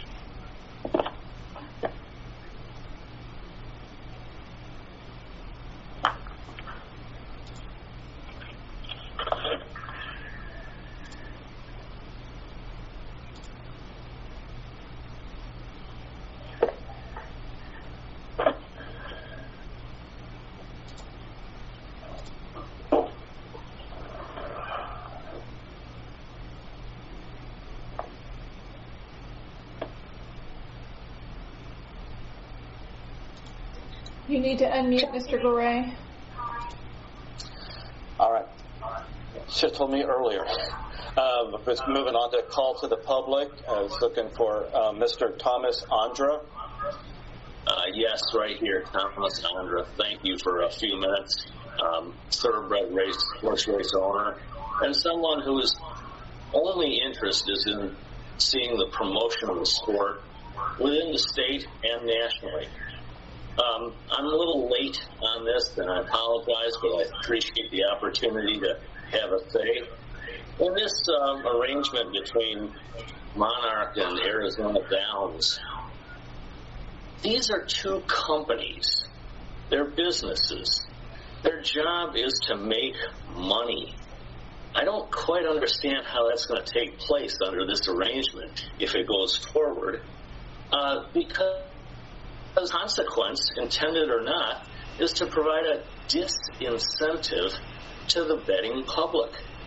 I mean, if somebody's in northern Arizona, why are they going to put down money on a race that's going to have a purse of maybe a couple of $100? Make it easier, drive across state lines, and bet on the same race with a much, much larger purse. It's just my opinion that all parties interested, it's to their advantage to provide incentive for the customer, which is the betting public, to spend money. I see this as an attempt to disincentivize the betting public. That's all I want to say.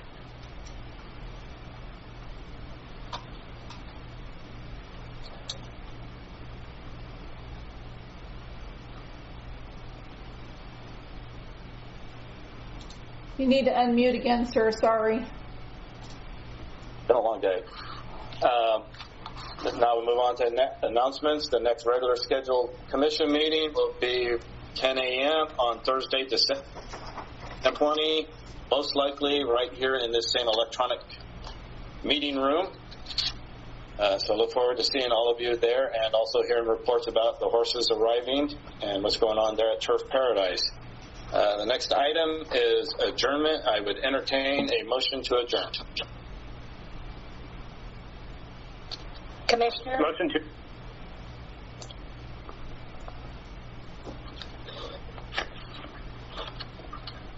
I heard part of a motion.